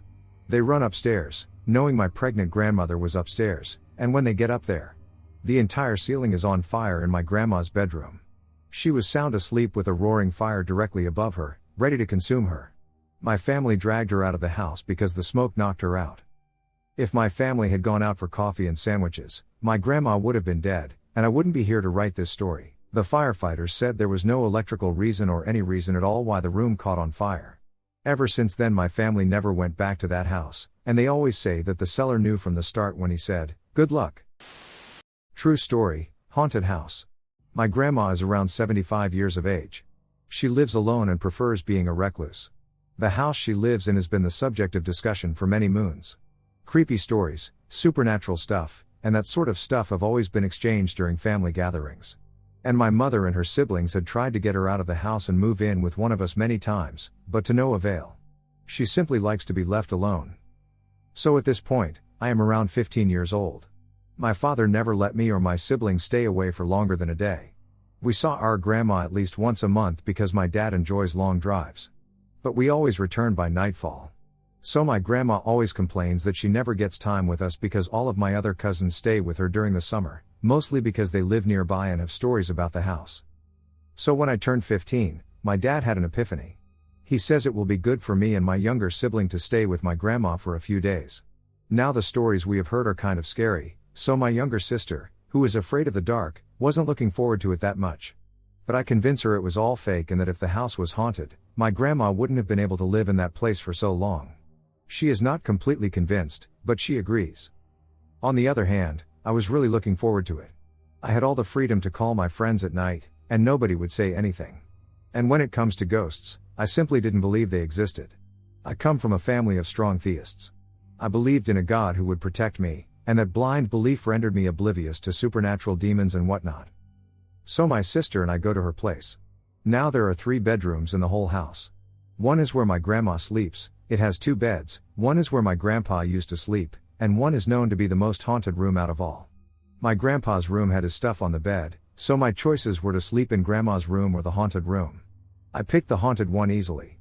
Not because I was brave but because it was private and I could talk to my friends at night. My sister said she would sleep with my grandma. The first day was fine. I didn't get much sleep that night. In fact, I slept early in the morning because it was impossible for me to sleep in that room for whatever reason. Now the thing about that room is the windows are all wooden, so not even a bit of light would get in, neither in the morning nor at night. On the 3rd day, my sister mentioned that she planned to begin sleeping with me, citing that our grandmother apparently had an unsettling habit of wandering around the house during the night. I know. That is a definite red flag. So on the 4th day, the main incident, my sister and I are together in bed. At around 2, I hear the pendulum clock ringing through the house.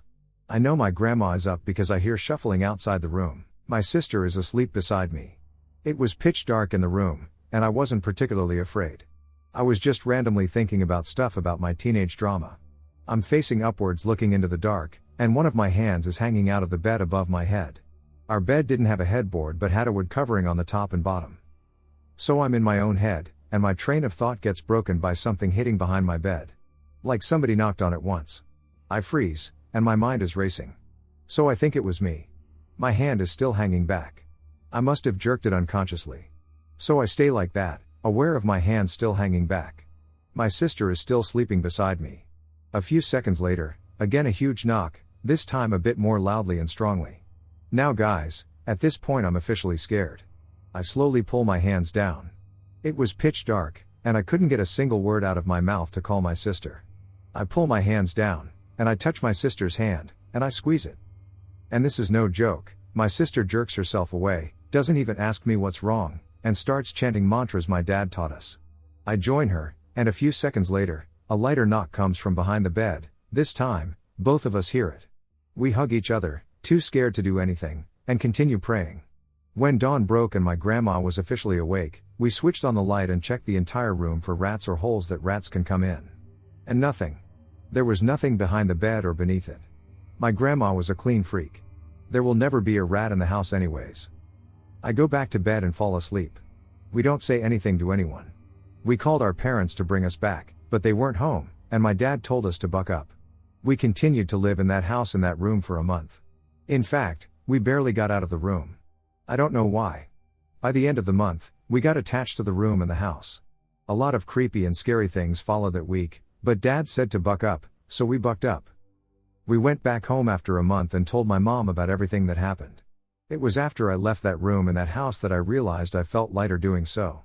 My aunts, after hearing our stories, screamed at my mom for letting us stay there for so long. Apparently, my uncle went crazy in that room. He shut off all the ventilators and made sure no light came in and locked himself in the room for months. My family had to sign him into an asylum. It took years of recovery to get him out of his head. After that, we never stayed there alone. Multiple paranormal experiences at my house. Hi. I have lived in my house since I was 4 years old, and I believe it's haunted. The previous owners lost their baby boy in the house. He was about 1 year old when he died in the master bedroom in his sleep. The house is also 110 years old, so there may have been more deaths that I know of in it. When going into the master bedroom, there is this type of tension and feeling that is hard to describe, and it just feels quite awkward in there. My haunting experience in the house was when I was about 5 to 6 years old. My bedroom is on the second floor, while my parents' bedroom, the master, is on the first floor. I could always hear someone going up and down the stairs in the middle of the night. Very minor, but I always thought it was just the cat. Looking back on it now, I realized that the sound was way too loud for a cat to make just going up and down the stairs. Another time, I was taking a shower, around 9 to 10 p.m., and a razor flew up and over the shower curtain. I thought it was my babysitter, but when I said, "Ha ha, very funny," she called out from the living room, "What did you say?" Needless to say, we were terrified for the rest of the night. A few months ago, while getting changed in my bedroom, I heard the doorknob opening. I turned around to see if one of my cats pushed it open or if my mom needed something, and nobody was there. My dad was just working nights and wasn't home. I went straight to my mom to wake her up and tell her what happened. She told me to sleep downstairs that night. Moved out of my childhood home with my fiancé, and I can sleep again. Here are stories of that house. I'll separate the individual stories, and I'll gladly answer any questions, but I legitimately grew up in a haunted house. Unlike in movies, events can be months apart, and when they happen, they can feel overwhelming. Throughout my otherwise wonderful childhood and family, I always felt watched, uncomfortable, and unwelcome. Growing up, I was scared of that place, but I didn't know why. I loved being there, but it was creepy. I would hear footsteps in the attic, which was not even accessible for walking, unfinished, and I would observe dark shapes moving at night. However, the most distressing experience occurred one night when I was unable to fall asleep. It was approximately 11 p.m., which was quite late for me. I was watching cartoons, and out of nowhere a stack of loose leaf gets flung off a shelf and goes halfway across the room, papers flying everywhere. I turned on the light so fast it had to be a record. Coming from a huge family, it was almost unheard of to be home alone, but one Thanksgiving after a shift at CVS, I went home to change before meeting with my family at an aunt's house. I'm upstairs in my room when I hear, clear as day, footsteps of someone walking around, opening and closing cabinets, and the trash can. I went down thinking someone was waiting for me to give them a ride, but when I realized that I was actually alone, I was hit with a feeling of dread and felt surrounded, so I noped TF out of there. I know you'll tell me it's just interference. But people have told me that they've heard what sounded like an older man and a young girl arguing even though there wasn't anyone talking in my house. Once on PS4, one of their mics was echoing, and I heard it myself, and it felt like it was right behind me. They were screaming stuff like, "See? We've been telling you about that shit for years, dude." My little sister, at about 6 years old, with tears in her eyes, mentioned the shadows that move around and are darker than the darkest parts of the room. My dad, who's the biggest skeptic and yells at us all for scaring ourselves whenever we talk about our experiences, came downstairs one night pale as humanly possible. For reference, he's Italian and so tan that as a kid I thought he was a black man, and told us that while watching the Yankees game in his room, he felt like someone was there, so he rolled over, and there was a shadowy figure just leaning over the bed staring at him.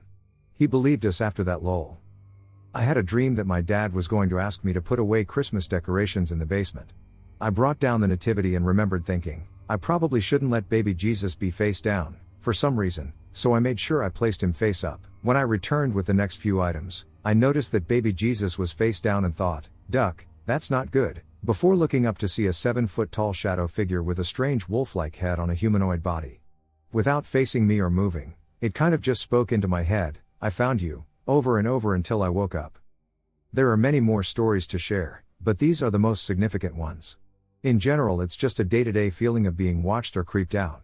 I had trouble sleeping there because I always felt like something was there when I closed my eyes, but thank God now that I moved I've experienced much less of that, though I still randomly will get a little feeling or hear a faint whisper.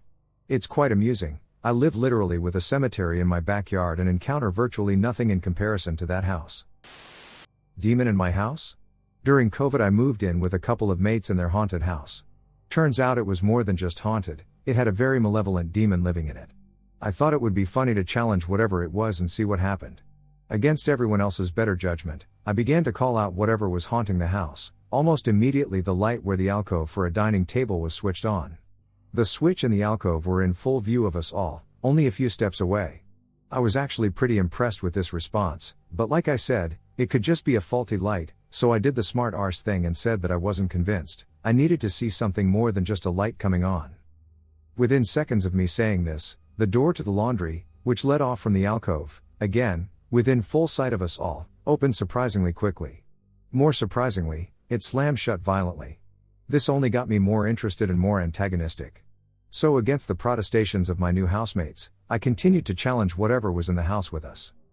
This definitely had the desired result, as one of the bedroom doors had begun to rattle violently before opening completely and then slamming shut very loudly. For the sake of brevity, I'll cut to the end. About a month before I moved out, I and one other mate were sitting in the lounge watching TV when a long, loud, guttural scream came from the kitchen. Both of us looked at each other and then ran into the kitchen. There was nothing there. I think my house is haunted. Today, I want to share an experience that my family and I had this past month, especially after what happened this evening. To be clear, I'm living with my 2 parents and my 2 younger sisters. Everything started 1 month ago at 1 a.m. I am listening to music in my bed when I overhear my mother shouting at me. My mom always goes to sleep at 10 p.m., so she definitely didn't call me. I first thought it was an illusion because it happens, but today I'm not sure anymore. Around 11 to 12 p.m. on some nights, my dad and I often heard many noises on the first floor while we were in the living room. We always accused my sisters, but they were both in their beds, not making any noise. Furthermore, for many nights I could use as many insect killer products as I could. There was always a horde of baby mosquitoes hanging around at my bedroom's roof. My bedroom was cleaned like 2 days before the first apparitions. Yesterday something really strange happened. First of all, I have to say that in my house everything is noisy, the stairs, the guardrail on the first floor, the doors, everything. On our guardrail are always hanging towels, and yesterday we heard it crackling so loudly, and at the same time a towel fell from that guardrail. I went to check, but no one was there. My sisters were still in their room, and if they had rushed there, we would have heard it. The only thing I noticed was that my 10-year-old sister always sleeps with her phone flash activated, all night long, which was unusual. We then come to this evening, when my mom asked me to look after something in our freezer, which was in a room far from everything. I have to remind you that everything is noisy in my house.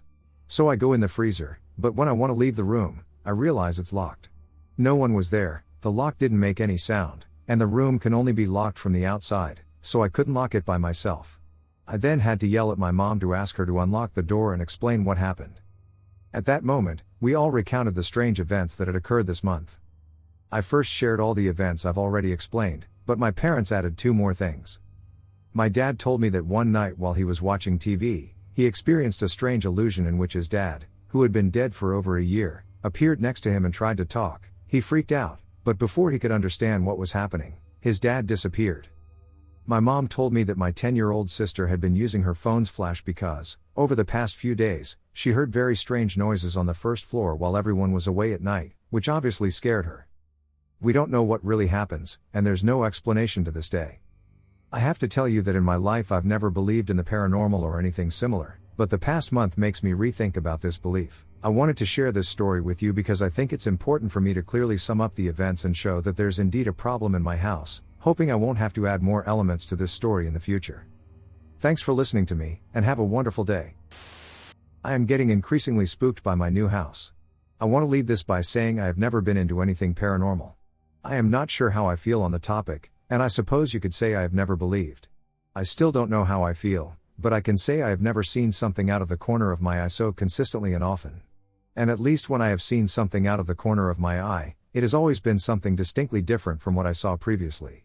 I was unsure of what flare to use, so I apologize. Anyway, we bought a house, and I got no weird feelings from it like I did at other houses.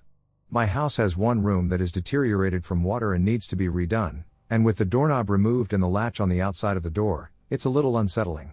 We call it the dungeon. The first night in our new room my husband was with me, so I can confirm I am not alone in at least one of these. We are sitting so we can see directly down the hall, the two kids' rooms at either end. We hear a sound and expect it's one of them trying to creep out. We think we've confirmed it because we see a shadow move on the wall and another creak. I tell him to go investigate, and he insists our son is fast asleep, and he couldn't have gotten back to bed that fast without much more noise. The cat was asleep in my daughter's room, sitting loaf style with his nose touching the wall. Very unusual for him, but we just moved, so I let it go. For the first few nights after we moved, my puppy barked and growled at the ceiling in my bedroom. This behavior was unusual, but I joked about how dogs can see things we don't and eventually dismissed it. Since then I have had several moments where I see movement at the top of the stairs. It's always the same color. I wish I could say I was joking, but the only way I can describe it is cloud-colored. Almost every time, it is moving towards one specific room, but it comes from different angles. By the time I look, it's already gone behind the corner. No one is upstairs when I see these. The first time I saw it not out of the corner of my eye, I thought I was watching a fur tumbleweed bounce down the stairs. We have a golden retriever, it happens. I got up to retrieve the ball of hair, and there was nothing there. But I sat there and watched it slowly and softly bounce down at least 3 steps. This was 20 seconds worth of intense staring.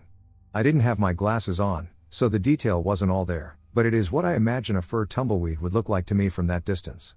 It moved strangely, but we're still learning where all of the drafts come in at, so I shrugged it off but still mentioned it to my husband because we both still chuckle about that first night. Today was the worst. I'd come out of the bathroom, which leaves a direct line of sight into my bedroom. I thought I saw the dog jump off the bed, and I heard the corresponding thump. Our dog is very light, so in the dark when the light hits him right, he's an ominous looking blur, and I'm used to it. But I remembered I had just let the dog outside. I called down to the husband and kids and asked where the cat was. He confirmed he was perched in the window. I don't know what I think of all of this. I feel like I'm going a little crazy, but I just needed to share with possibly a group of people who don't completely think I'm nuts. Something is wrong with my house ghost. Hey, so I'm not sure why I'm sharing this, but I guess I just need to get it off my chest somewhere that people don't know me so I don't seem like a crazy person. I've lived in my home for 15 years, and soon after moving in, we realized we had a house ghost, and we named her Sandra. We don't mind her being here, she's pretty benign and just makes her presence known by moving items, turning on our Alexa, and messing with the TV, and you can occasionally get a glimpse of her in your periphery. I've only seen her full-bodied 3 times in the 15 years she has been here. Since having my youngest son, who is 5 now, I noticed Sandra started making her presence known more often, especially around guests to the house. I initially thought nothing of it, apart from other people are seeing things happen and not just me. It's been pretty steady activity over the course of the 5 years, until maybe 3 months ago. It was around that time that I began hearing voices in the house, even though I knew I was alone, and those voices belonged to people I recognized. I'd hear my mom shouting my name, my aunt saying a random sentence, friends' voices, and so on. I stood at the central point of the house and called out to Sandra and told her, I'm okay with her talking and using these people's voices, but I won't tolerate her if she starts to use my kids' voices, as then I'll see it as a lure. If I hear my boys call for me, I have to go to them, and I left it at that. A few nights ago, my partner got woken up at 3 a.m. by my 5-year-old son crying, and he went to comfort him, but upon entering the room, he was still asleep, and there were no signs that he'd been stirring or upset, so he came back to bed and went to sleep. I was unaware of this until he came home from work the next day. The same night he had gotten up to check on him, I was woken up at 4:30 by my son telling me, the lady is watching me, and it's scaring me, so I put him into bed with us to sleep for the rest of the night. Last night, my mom came over to my house to talk to me, and during our conversation, a chopping board that had been sitting in the same place for a week fell forward onto the bench, and then we heard my 12-year-old say, "Oh, sorry." My 12-year-old was in his room. We live in a 3-story house, and his bedroom is on the 3rd floor, We were in the kitchen on the bottom floor of the house. Fast forward to today, my 5-year-old is off school feeling unwell, and while lying in my bed watching YouTube, the TV kept changing videos, and the volume was being turned up and down, which was upsetting my son. I can't help but feel like recently, the activity is ramping up, and it's becoming concerning. If anyone has any ideas on what could be happening or solutions on how I could help the situation, I'd love to hear. Thank you for listening. A haunted house. This will probably turn out to be a long one. I'm going to leave out some background and relevant history to shorten the story. It could easily be an entire book, but the people involved would be upset if I wrote a book about these events. It's not something they like to talk about, and we would be considered absolutely nuts in our very isolated and small southern community. Everyone here knows about the spooky reputation of the place I'm describing, but the details are just too outrageous to go around blabbing about. My husband's family owns an old home that has been in their family since 1860. They didn't build it. It was built around 1840 and was a working plantation. The original owner is said to have been the largest slaveholder in our county. He wasn't from here but came here to acquire land because the soil is rich. To this day people here know about his notoriously bad luck, most of it with women. He was rejected by his true love and then lost 2 wives, one who was very young and died giving birth in the house. The Civil War then ended the whole antebellum lifestyle, so he sold what he had here and left. The house is a Greek Revival masterpiece that has such details as a staircase banister carved of solid walnut, wide halls that let the breeze blow through, and a fireplace in every room. Regrettably, it will also make your skin crawl as soon as you walk in. Definitely a feeling of being watched at all times. Things are so bad that no one actually lives in the house. We used to have some functions there, until my niece had an encounter that led her and her devastated parents on a 3-year-long journey through psychiatrists, neurologists, and priests. She is finally at peace after moving across the country to the desert. I want to know exactly what she saw that Christmas Eve but have been told not to ever bring it up. One thing my husband and I still used the house for was a hurricane shelter. Our own little house is in an extremely low-lying area, whereas this place is on high ground and built like a fortress. The last time we went there for one was Hurricane Irene. It hit in the middle of the night. The howling wind woke us up, and there wasn't any going back to sleep. All 3 of our children were in a room together beside us. They would not dare sleep alone in separate rooms in this house, because they're smart. As we lay there listening for them, every door I could see in the hall, and our own, began to fly open and slam shut repeatedly. It happened at least 10 times. Any doubt I'd ever had in my husband's stories, my poor niece's awful experience, and my own intuition was erased. This wasn't the wind, folks. This was every door in that damn house flying open and shut, in unison, over and over, until I had my head buried so far under my husband's arm I thought I would suffocate. The boys screaming snapped us out of paralyzing terror and disbelief. And then it just stopped, every door opened, and we were left with howling wind and crying children. We all hunkered down together the rest of the night. Right before dawn the wind began to let up, and the strangest sound I have ever heard took over the house. I've always said it sounded like a dog licking its nuts. It was sickening and lasted for about half of an hour, right before daybreak. There's so much more to tell about this one night, but this is way too long, and I haven't even gotten to my husband's experiences when he attempted to live there in his 20s. Awakening to violin music, laughter, and talking, a complete ducking 19th century ball was going on just like it wasn't 1982.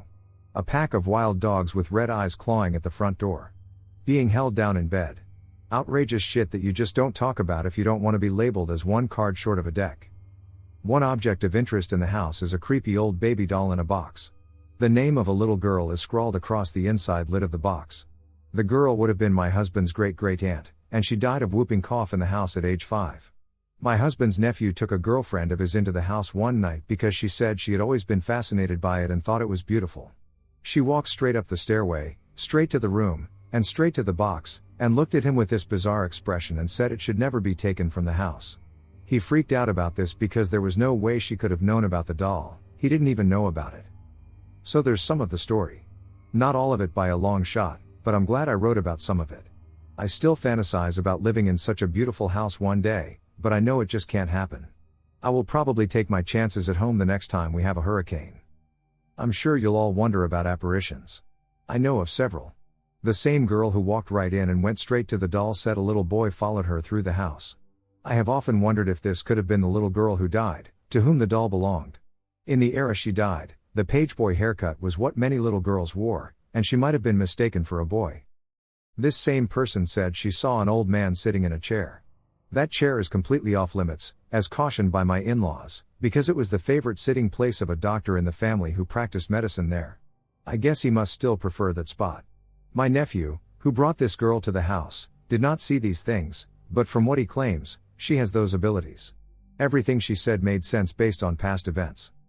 When my husband was around 12 years old, he had the job of mowing the lawn. As he passed by a window of the empty house, he saw someone quickly close the curtain. That was the first thing that happened to him there. About a month ago, one of our boys was mowing there. He went to the back door to get a glass of water from the kitchen sink. He saw a cat run under a table and then disappear. It could have just been a cat, but one of the more recent owners of the house, an aunt, was totally obsessed with cats. There is literally a cat cemetery with real tombstones at the edge of the property. When she died, most of her money went to the SPCA. Then there were the wild dogs I mentioned above. This was no ordinary pack of coyotes. They had glowing eyes and seemed to be communicating a grave threat or warning. They showed up on multiple occasions to greet my husband upon his arrival and would often follow him up to the door, and claw to try to get in. Wild dogs and wolves or coyotes don't do that. To him the creatures looked like flesh and blood, but I have the feeling they were an apparition. Surprisingly, he never shot at them, but I don't believe they would have been deterred. What is happening in this house? So this is my first time sharing here, because I thought people in this community could help. It all started last week. It was a normal day. I was playing video games alone and got bored really quick, so I decided to just go to bed. The time was 11:30. After brushing my teeth, I thought I saw someone in the hall next to me, but I looked back and didn't see anything, so I brushed it off as nothing. I went to my room, and it felt quite cold, but I didn't mind because it was usually hot in the house. I hopped into bed and noticed my lamp bulb flickering, so I got up to check it, and as I got close to it, the bulb burned out. I went to bed a little scared, but the rest of the night is a little fuzzy, and the last thing I remember is waking up in a sweat. The next day was normal, but the next day was freaky. The lights flickered, and my floor creaked all through the house, and bulbs have gone out constantly, but the freakiest thing about all this is whatever it is spoke. It was hard to hear it, but I did hear it say, "Why are you here?" in a very raspy voice. I don't know what to do. If anyone has any information on what to do, please tell me. I will follow up if anything else happens. Thank you. Weird paranormal activity keeps happening in my house. Some unusual things have been happening to me lately in my house, and I figure this might be a good place to discuss them. Let me give you a breakdown of everything. In August of last year, my grandmother passed away. It was devastating, but I have gotten better as time has moved on. However, some creepy things keep happening in my house, and I honestly have a difficult time trying to wrap my head around it. Now I know my story is going to sound like I'm making this up, and I don't have any photos or videos to back up what I have to say, but multiple members of my family have been experiencing creepy things as well, and I just need to share it with everyone here. 4 major events have happened to me, and I'll share them here. I live in a 4-bedroom house, and there are 6 people, including me, and 3 cats. The first paranormal event happened when my siblings and I were talking to our mom about chores, and as the conversation was starting to become more argumentative, our Alexa, out of nowhere, started playing Baby Shark. Which was strange since nobody in our conversation said any words that were similar to the song that was playing. Furthermore, what makes it more interesting is the fact that my grandmother used to play Baby Shark all the time for my baby cousin, either on her phone or the Alexa. It makes me believe that my grandma played that song to prevent an argument that was about to happen. The second event that happened was when I was working on my computer, completing college assignments. I was at my desk in the living room, and as soon as I was finished writing a paragraph, I looked up and saw my back door randomly open. I know the door was closed because my dad had fully shut it 10 minutes before it opened while bringing in laundry, and my mom was also present at that time. The third event happened when I was home alone. I just got back from watching Goodfellas at a friend's house, and my family left to help my aunt prepare for her upcoming pregnancy. I was sitting at my desk watching some YouTube until I thought I heard something coming from the dining room, and as soon as I looked over, the chair from my kitchen table was pulled out right in front of me. It wasn't any of my cats because one was sleeping on the couch, and the other 2 were put away. And finally, the creepiest event is the kitchen light. The light in my kitchen is interesting, to say the least. The light bulb in there is dying or almost dead, but it doesn't blink or anything. Until it does. One night, while my sister and I were cleaning the dishes, we noticed the light above the kitchen sink blinking. As a joke, my sister suggested that I ask the light a question, so I asked the cliché question, "Are you there?" The light then stopped blinking and blinked twice. When that happened, my sister and I looked at each other, and she asked me, did the light answer your question? After being shocked, I told the light to blink once for no and blink twice for yes, and the light blinked 2 more times. I started asking it questions, and the light was answering all my questions. My sister became increasingly uncomfortable, finished the dishes, and was about to leave until I asked her to stay. I asked the light if it was here to talk to someone, and it blinked twice for yes. So, we went down the list of names of who the light wanted to see until we mentioned my dad. The light blinked twice for yes when we asked if it wanted to see our dad. I was shocked, but my sister decided enough was enough and went to bed. But before I left, I asked the light if it was someone I used to know. And it said yes. The only name that came to my mind was my grandma, and I asked, "Grandma, is that you?" And the light blinked twice. Now I don't know what I should do, whether I should ignore all of this or try to do something about it. But now what worries me is that, if it is my grandma, is she trying to communicate from beyond this world? Or is it something more sinister? Please feel free to ask me any questions, and I will do my best to answer them. I'm glad to have finally shared my experiences with you all. I was searching for answers to my paranormal experiences.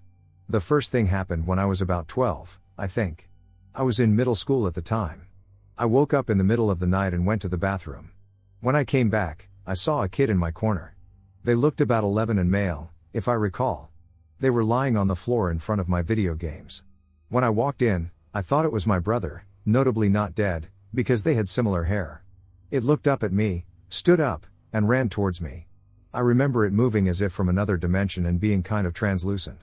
It would be nice to think this was just some sleep-induced hallucination, but I'm really not sure. Of course I screamed and ran into my parents' room. The second time was about a year later. After being too paranoid to stay in my old room, my parents agreed to let me switch to our guest room. There was much less activity there, but stuff still happened. If I put a blanket on my shelf, for instance, I would notice the folds formed the shape of a face a few days later. The scariest time this happened was when I walked into my room and found my blanket in the shape of a person kneeling at my bed. After a few minutes I threw something at it, and it did what a regular blanket would, it dented. I went over literally terrified and pulled the blanket onto the floor. It wasn't doing anything weird, and there was nothing under it. Still very creepy. I tried talking to what I assumed to be a spirit a few times. I asked it to wake me up at 6 a.m. The next morning, exactly at 6 a.m., I saw someone snapping in my mind's eye and woke up at exactly 6 a.m. I'm pretty sure whatever it was used to hide my shoes, too, because I would only find them after asking out loud. It's pretty annoying to have a ghost, NGL. There was just one more experience, but I'm not sure where it goes in the timeline. I woke up late at night to the sound of heavy breathing in my room. It stopped after a few minutes, and I was too tired to really process anything, so I fell asleep again. I don't get how I managed that LMFAO.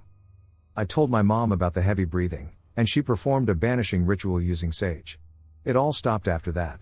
I started studying the supernatural so I can deal with anything coming back. It's been pretty long without anything paranormal happening since then, so I don't think I'm in any danger, but I'm curious what people think. My parents bought a house on a few acres of property. The house wasn't that old, like the early 1970s, but even as a kid, I could tell the vibe was off. I believe I was approximately 8 years old when we relocated, and prior to that, I had never experienced nightmares until our move to that residence. When I was 12, I moved into the only downstairs bedroom, which is a sort of renovated shop area. I reside in California, where the climate is exceedingly hot, resulting in the downstairs room being considerably cooler. However, it was consistently remarked that my room was the coldest in the house, which is unusual given that my room was the only one lacking air conditioning. I now wonder if the coldness was also related to the paranormal experiences I had in that bedroom. My nightmares got worse. I started having sleep paralysis where I would see a dark figure on my ceiling or hear scratching sounds or frantic whispering. I could never understand the words, though. I experienced the same unsettling sensation of being watched and would quickly ascend the stairs or retreat to my room, as I consistently felt as though something was ominously looming overhead. Having a downstairs room also meant I could hear whenever someone went up or down the stairs, and I learned pretty quickly who was walking by the sound. Sometimes I would hear slow creaking steps that never really seemed to fully go up or down the stairs. It really escalated when my brother went to the garage one time to get a drink. You had to go through the office, which was off of my room, to get to the garage. My bedroom door is a pocket, so it's pretty loud when you open it, and there's pretty much no quiet way to open or shut it quickly. Anyway, my brother went out to the garage, but he accidentally locked himself out and started banging on the door. He was extremely angry with me, accusing me of locking him out as a prank, but I insisted it wasn't me since I was in bed. He would have heard my door open. He just saw it was closed. Additionally, it only took him about 15 seconds to walk out, open the fridge to grab his drink, turn around, and discover that the door was locked. We thought that since it's an old door, he might have slammed it hard enough to lock himself out. We tried to replicate it and could never get it to lock on its own.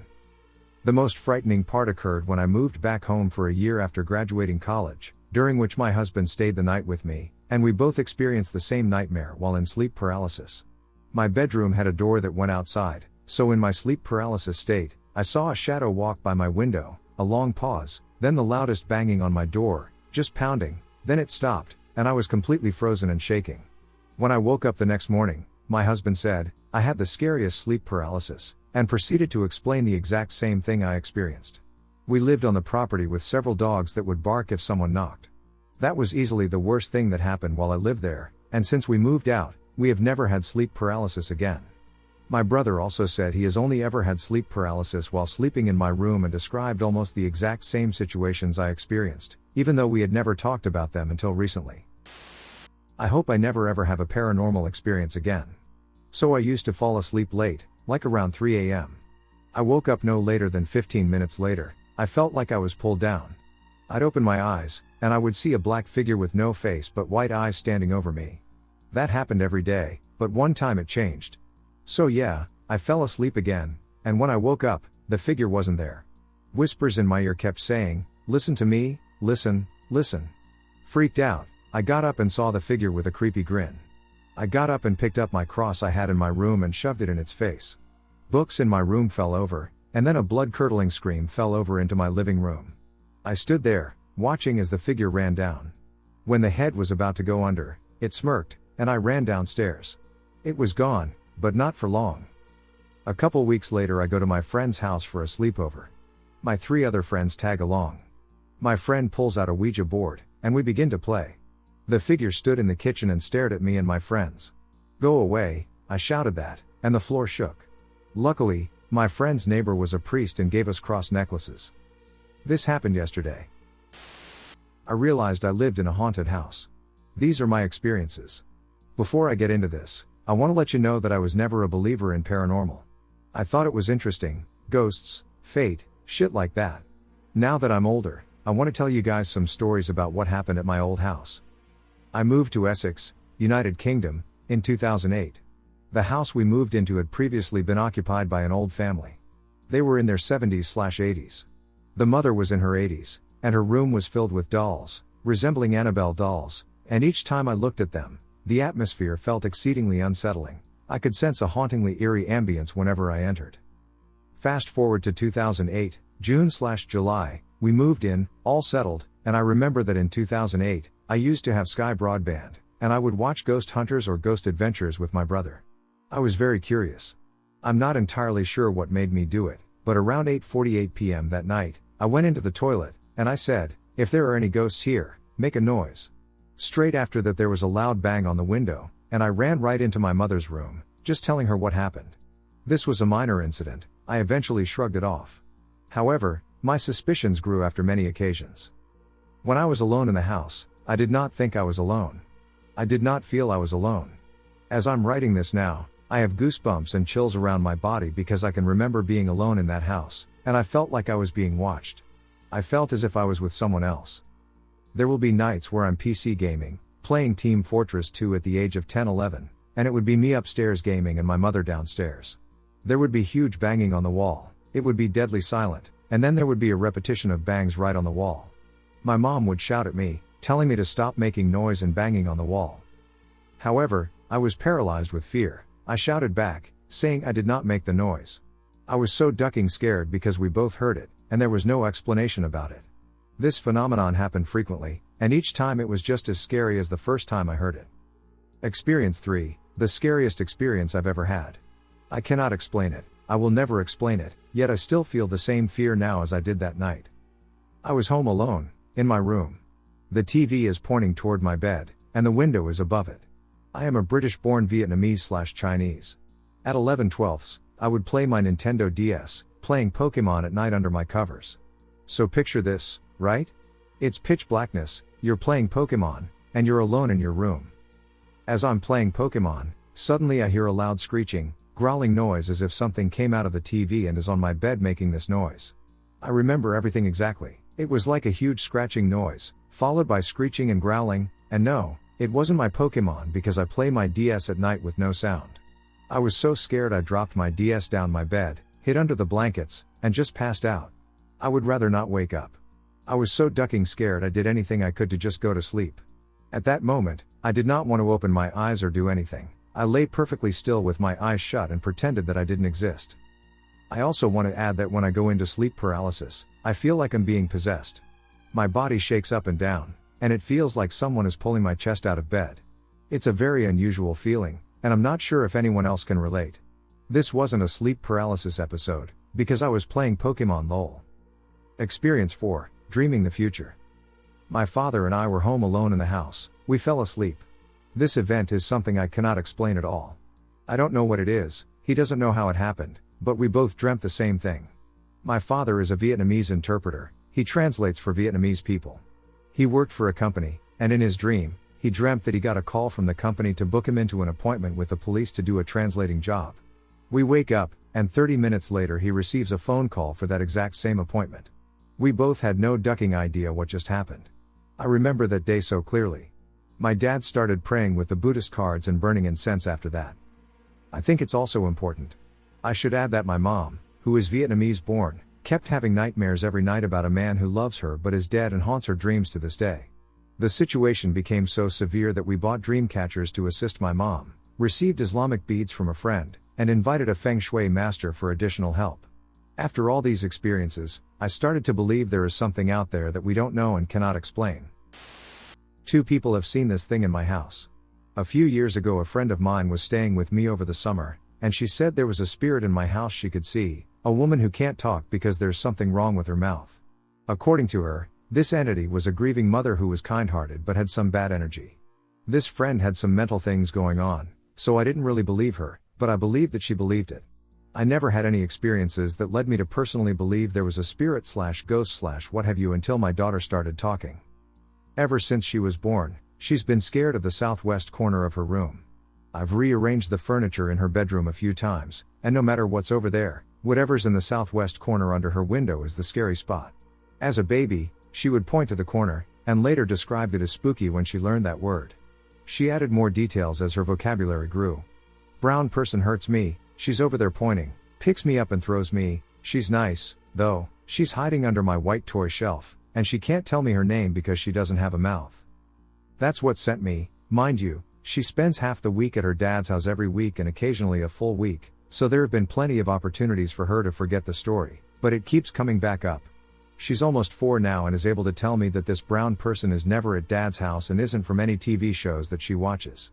I've ruled out everything that would help me come up with a logical explanation to debunk the existence of this thing, and I'm out. I live in the Twin Cities, Minnesota, and at this point I'm seeking professional help. It's getting harder for my kid to sleep in her room, and nothing I do helps. Any suggestions? Why does my house seem suddenly haunted? For some context, my family and I have rented the same home for almost 13 years. But it wasn't until about 9 months ago that we started having experiences we've struggled to explain. The first incident happened one morning after I woke up and headed for the bathroom to get ready for work. As I walked down the hall, I heard a faint clacking sound. I opened the bathroom door, and there was a spray top cleaning bottle shaking violently on the floor. The weirdest part is when it stopped, it didn't slowly rock until it came to a halt. It was as if someone grabbed it to stop it. The next incident has been the most powerful one, I guess that's how I should frame it. I was hanging a large painting on my wall.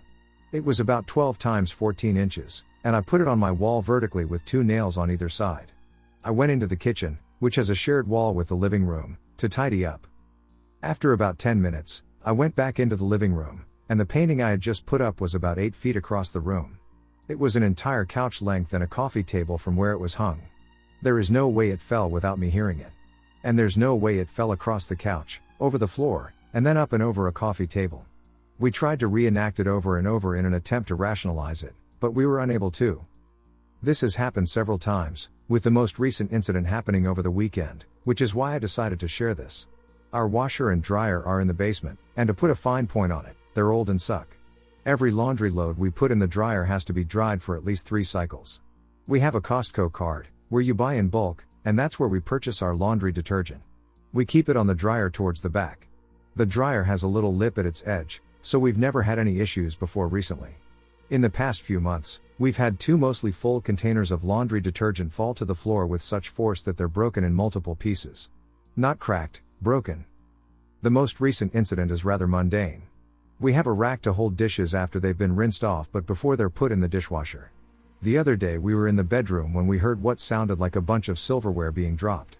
We thought something in the china cabinet had broken, so we hurried into the dining room, which is attached to the kitchen. Nothing, and I mean nothing, was out of place. Throughout this time we've joked about the ghost, but we haven't talked about it much.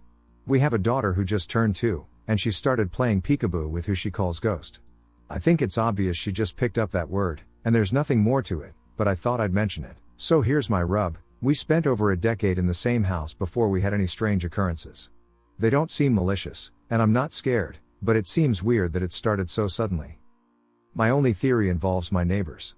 We live in one of the original 13 colonies, and this land had a very active Native American community beforehand. All of our nearby rivers and mountain ranges still use their Native American names. Around the time we started having this activity, our neighbor had cleared some land to install a pool. My theory is that in doing so he disturbed some burial grounds. In that same time period, we bought nothing used that might be haunted, no one died, and there were no major life events. What else could it be? And how can I make sure we stay on good terms with our ghost? My parents found a 2-bedroom, could be 3, house with a large kitchen, dining area, living room, TV room, and even a sunroom for a little over a couple $100 a month rent. This was a steal even back in the early 90s. My mom was pregnant with me, and my parents were anxious to get out of the tiny apartment they were living in. Of course, they jumped on this and moved in as quickly as possible. Right away, my mother started experiencing weird phenomena around the house. The cliché of feeling like you are being watched, never feeling alone even when you were alone, and things you could brush off. This quickly picked up into things that weren't so easy to pass off. Such as one day, not long after moving in, my mom had a couple of family members over, showing them the house. They were in what was to be my room. Since I was not born yet, my closet was pretty empty, and my parents had stored completely empty boxes, from the move, into my closet until they could get a truck to haul them away. My closet was a walk-in closet. Although it is small, my closet still has enough space to stack 2 rows of boxes, one in front of the other, while keeping the door completely shut and ensuring that the boxes are at least 6 to 7 inches away from the door. As my mom was talking to her visitors in this room, their conversation was completely cut off as the closet door flew open and just about every single one of those boxes came flying out of the closet, scattering all over the floor. Mind you, these were completely empty cardboard boxes. Even if they had somehow managed to fall against the door, there is no way they could have opened the door with such force. My mom told me it was as if someone was in the closet standing behind the rows of boxes and hit them with superhuman strength. My mom said they were all pale as ghosts and speechless and pretty much ran out of the room after this. Things continued to escalate after that day. My room never truly was my room because I'm absolutely terrified of it. It appeared that the activity in the house stemmed from my room, and it all started with that first encounter. I lived in a haunted house for 6 years, my terrifying story. It has taken me a long time to come to terms with what happened in my house in Knoxville, Tennessee, and I am finally ready to share. To give a little background, my family, mom, dad, older brother, and I, moved to Tennessee in 1995 from Mexico.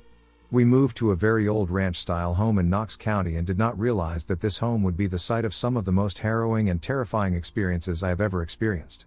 I am convinced that many occurrences have been suppressed in my mind, but I want to share with you the memories I do remember. My hand is shaking as I type this out, as these experiences haunt me to this day and are not easy to talk about. The activity in the house first began with the usual paranormal stuff you hear about: missing items, misplaced/moved belongings, and strange creaks/noises around the house, nothing that can't logically be explained. It wasn't until we decided to add a room to the home about 4 to 5 months in that shit really began to hit the fan. I began to experience unusual things a few times a week to almost every single night thereafter. To give some perspective as to the layout of the home, upon entering, the living room is the first thing you see. To the left is a small hallway leading to my parents' bedroom. To the right of the living room is a very long and narrow hallway that leads to a guest room and then the room my brother and I shared for a short while. The hall ends with a bathroom and the entryway to the kitchen, an extra room directly across from my brother's and my room. Essentially, my room was on the complete opposite end of the house from my parents' room. Anyways, now that the picture is set, I will describe several of my experiences. While my brother slept in the room, I would experience nightly terrors in which I would see someone standing at my doorway. It would never move, but the only way to describe it was a tall shadowy figure with noticeably long white string-like hair. It would watch me several times a week, and I would feel so terrified that all I would be able to do is cover my head with my blanket and pray it would go away. I told my parents what I had seen after the first night, but they merely chalked it up as me having had a nightmare, typical. Eventually, it got to a point where I began to sleep on my side with a blanket over my head with a small opening for me to look through. This continued for 2 years until my brother got his own room. That is when things really took a turn for the worst. I remember sleeping at night and seeing the same shadowy figure standing at my doorway. Feeling just as terrified as I had during previous encounters with the figure, I resorted to my usual response of covering my face with the blanket, hoping that when I uncovered myself, it would be gone. This time was very different. Upon uncovering my face, the same figure was standing in the room merely feet from my bed. I panicked and covered my head again, wondering if I was going mad. Upon uncovering my head once again, I saw that it had gone, and with a sigh of relief, I turned onto my back. This was not a good move. Upon turning onto my back, I saw the same figure was now floating over my bed on the ceiling. I was on the top bunk, so you can imagine how close it is now. The only way I can accurately describe this humanoid-like entity is that it looked like a mix of a gray alien and a very tall crypt keeper, from that one show. The second I saw it, I covered my face once again and felt absolutely petrified with fear. I then felt the figure lie on top of me as I lay frozen on my back. I remember hearing it breathing, sounding like a quiet, almost asthmatic wheeze, and how cold its breath felt. I remember the distinct earthy smell emanating from its mouth as it breathed inches from my face, the only barrier being my blanket. It felt like hours passed frozen in terror, feeling completely helpless. This occurrence was something that began to happen almost every night and only happened to me. Maybe because I was the youngest? Throughout my time living in that house, things progressively got worse. I would be lying in bed reading a book with all the lights on when I began to hear scratching under my bed. I would peek under and be overcome with the same paralysis I would feel at night and the feeling of the figure lying on top of me. I would feel it pull me off my bed and onto the floor in the middle of my room and stare into my soul as I kept my eyes closed in sheer terror. My mom would later recount several times in which she would walk into my room and see me lying in the middle of the room on my back. She would inquire about my activities, prompting me to momentarily regain composure and respond that I was fine, too frightened to discuss what had transpired. I remember if I slept on my chest, I would feel like a force would pick me up, 2 to 3 feet, by my shirt and drop me back onto my bed. This happened so often that to this day I am reluctant to sleep on my chest, not because I'm afraid I'll be picked up, now a 220 pounds adult man, good luck, but because something in my subconscious mind tells me that it is not a good position to be in. My parents would tell me that I just had nightmares all the time, but they did not realize this nightmare was something I experienced every night. Years later, having endured this every night, I began to see an additional apparition in the home. I started seeing a young boy in the long, narrow hallway where my bedroom was located. I would see him peeking out of different rooms at me while I was in the hallway, only to disappear out of sight into rooms, only to see he had disappeared upon my investigation. That would be the extent of my interaction with him, but I would see him often and only during the daytime. The apparition did not appear to be malicious, unlike the other figure that tormented me at night.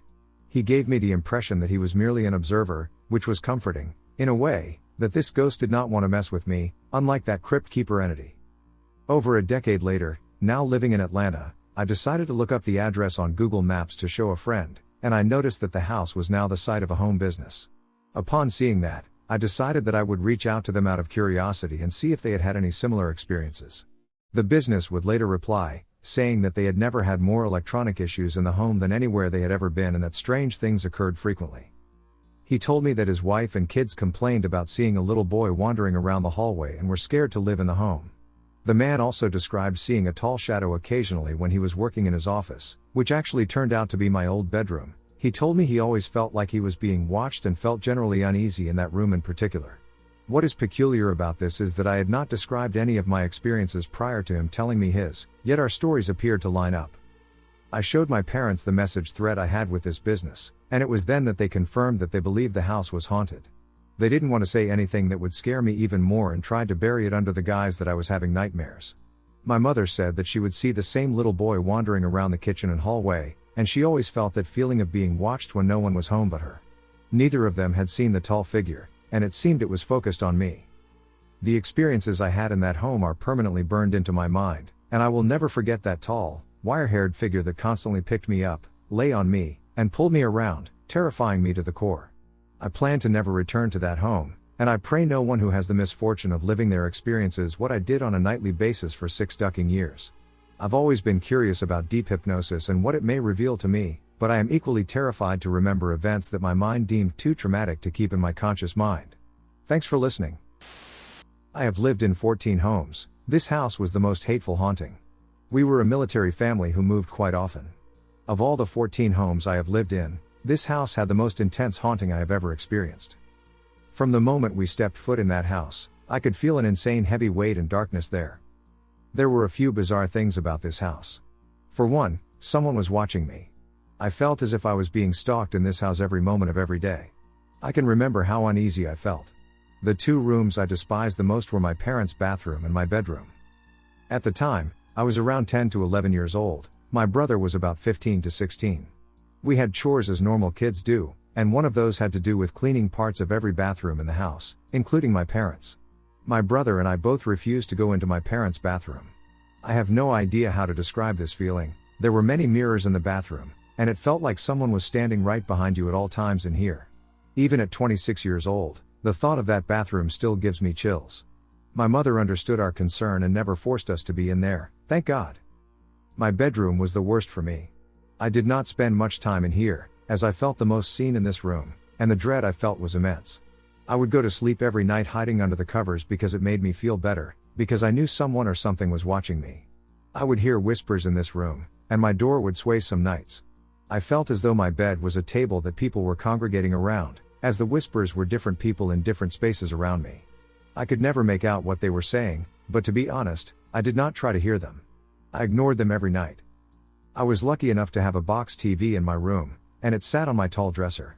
One day I'm in my room watching TV, lying in front of the dresser.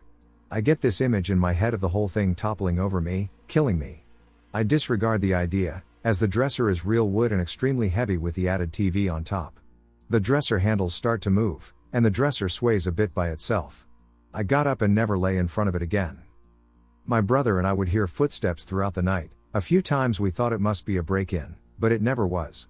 I never physically saw anything in this house, but I have never had a more fearful, intense, and horrible feeling living somewhere. Thank you for listening. I am sharing my personal experiences from my childhood haunted house. My whole life has been filled with crazy otherworldly experiences, but the most vivid ones that I think of often are from my childhood home, a very rural area up in the mountains. It would take us 45 minutes to an hour to get into the city, driving up and down windy, dangerous roads. I'd love to share with you and hear what you guys have to say.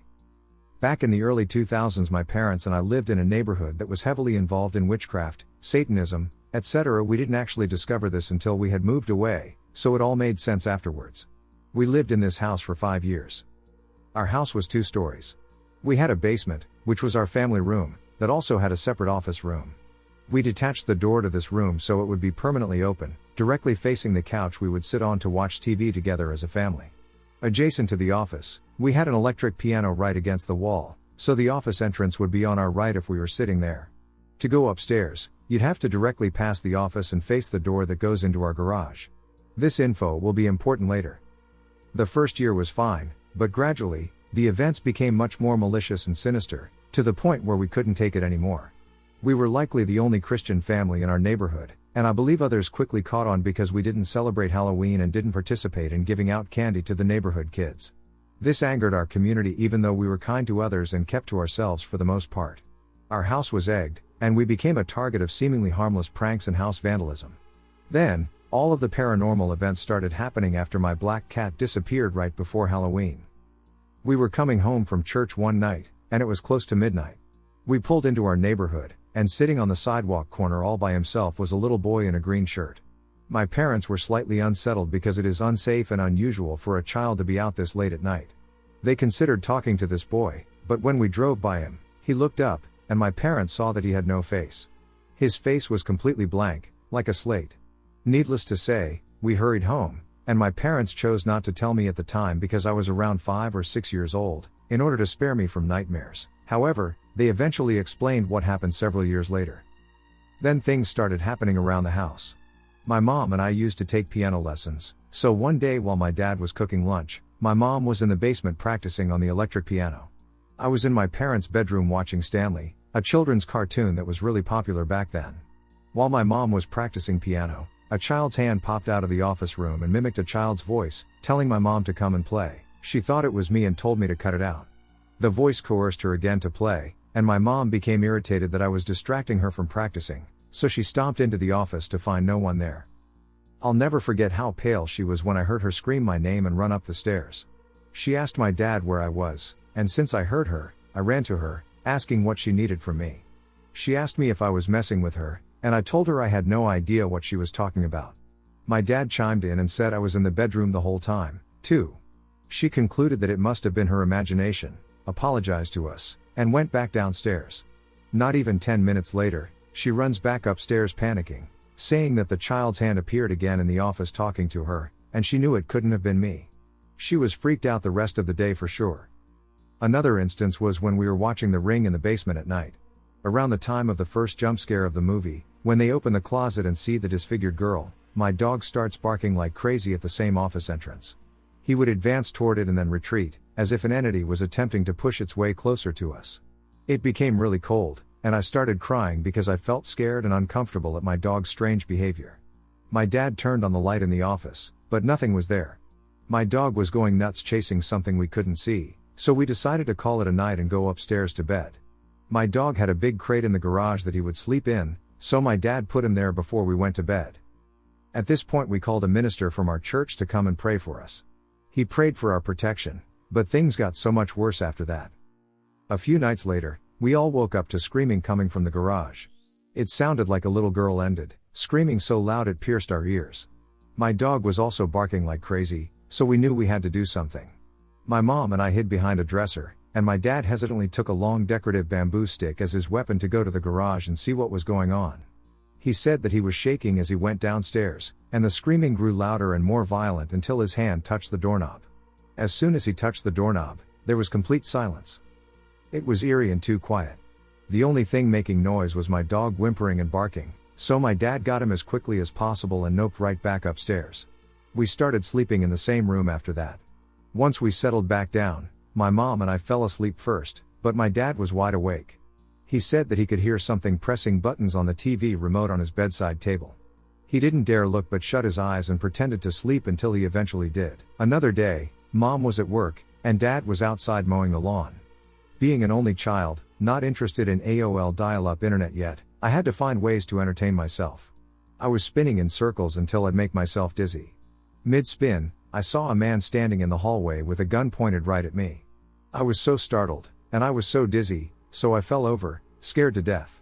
I screamed for my dad and ran sloppily to the front door. I would rather not look back if he was still there.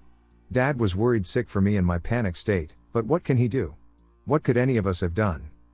Dad quickly put the house up for sale and sold it to the first buyer who showed interest. We were out of there so quick it wasn't even funny. These events traumatized me, and I am extremely hypersensitive to evil spirits/evil energy. Horror movies don't scare me at all compared to the real fear and panic you feel in those moments. Anyways, if you listen this far, thanks so much. I hope you guys got a kick out of my childhood trauma lol. My housemate and I discussed our paranormal experiences in the house we share. A couple of days ago we sat down and ended up discussing paranormal experiences. We've done this before. We discussed hearing someone quietly pacing the landing at nighttime, sometimes daytime, and feeling like we were being watched from the bathroom a lot. I even informed her about this white orb that I frequently observe outside our bathroom window. She told me that she sees the orb too, but we can't figure out what could possibly be causing it since there's a giant wall blocking any lights from creating this effect. Then we ended up getting to see things. On the exact same day we decided to talk about it, we had both seen the same thing earlier that day. I saw it while I was in my room, and she saw it in the kitchen. She saw a white figure just floating towards the bathroom, and I saw something watching me from my door that was also completely white. It was scary to realize we'd seen the same thing, and we figured we saw it around 30 minutes after one another. She then asked me the weirdest question that's really not settled well with me at all. and I wanted to share this specifically. She asked me if I had been leaving the front door open. I'm a really paranoid person. I don't even leave it unlocked unless I'm only going around the corner to the shop. I'd never leave it open. We leave a lot of our things by the front door, so it's risky, especially in the neighborhood we live in. She told me that there had been a few occasions when she woke up around 8 a.m. and went downstairs while I was still asleep in my room, only to find our front door wide open, allowing anyone to enter. Neither of us would do this, not even accidentally. I made a big deal about it before she moved in. And even then, I have a dog that tries to run out of the house every chance he gets. We wouldn't risk that ever. Sometimes I'm too afraid to even turn lights off. It's terrifying, honestly. I've even seen a specific red orb through the bathroom window, and trust me, it definitely isn't a reflection of anything. We've tested it. I'm 20 years old and still sprint up the stairs on the way to my room. Sometimes I'm actually too petrified to leave my room to use the bathroom if I get a weird feeling. I don't really know how to describe it. It's terrifying, but it's also never harmed any of us. My housemate told me that she and her daughter cannot get a full night of sleep in her room, which attracts insects, primarily flies, despite there being nothing inside to draw them in or interest them. We've used sprays and traps, but they never seem to get rid of them for long. It's just kind of scary when doors open and close by themselves. Sometimes I can hear it happen, and other times we go downstairs to find things have changed. For example, every night without fail, my housemate places items on our side table in the living room, and when we come downstairs, we find those items spread out across the floor. Additionally, I have noticed for the last 2 years that neither my housemate nor I work in any building or perform mechanical tasks. We don't do any DIY housework, just the usual cleaning. But every few days, maybe weeks, I find screws everywhere. We've noticed screws randomly appearing on the stairs, in the living room, outside my room, in the kitchen, and occasionally in the bathroom. They don't seem to originate from any specific object. They just appear? I know these are small things that happen that aren't exactly thrilling, but they're genuinely scary and unsettling for us. I wanted to share my experiences in case anyone else has encountered similar situations, so we can determine together whether they are truly paranormal or just coincidences. I lived in a haunted house for a year. Once I acknowledged it, the activity got stronger. This is my first time sharing, so I apologize if it's not well done. I've shared my haunted house experience with a number of friends but never further than that, but I think it's nice to just get it off my chest. My partner and I rented a house in 2021. We were short on time and ended up settling with an older 5-bedroom home, which arguably was too big for us, but we made do with what we could get. The first time I entered the house, there was just something about it that felt weird. All of the doors had patterned glass windows in them, which always bugged me due to the feeling I got of being constantly watched. I have always been sensitive to the energy of things around me, whether it be people or places, but with this house I just brushed it off at first and put it down to just adjusting to the new living situation. Within the first month I started noticing the activity. It was mostly standard things like hearing footsteps down the hallway and doors creaking open. I never felt anything insidious or malicious in the house, so I never felt scared by the activity. My partner, who doesn't particularly believe in the paranormal, however, began experiencing nightmares most nights where he would be shaking and mumbling in his sleep until I'd eventually wake him up gently. He doesn't remember what the dreams were about, but they were an almost nightly occurrence for a while. Around 6 months in, the activity started ramping up. I would find the French doors in the house, which are locked in 3 places, wide open when no one had been in that room for days or even weeks. A flatmate was staying there originally but moved out 3 weeks prior to this occurring. I would often see shadows of people staring through the windows of the interior doors in the middle of the day, and the footsteps up and down the hall never stopped. Occasionally doors would open or slam shut, which was caught a couple times by friends I was video calling with.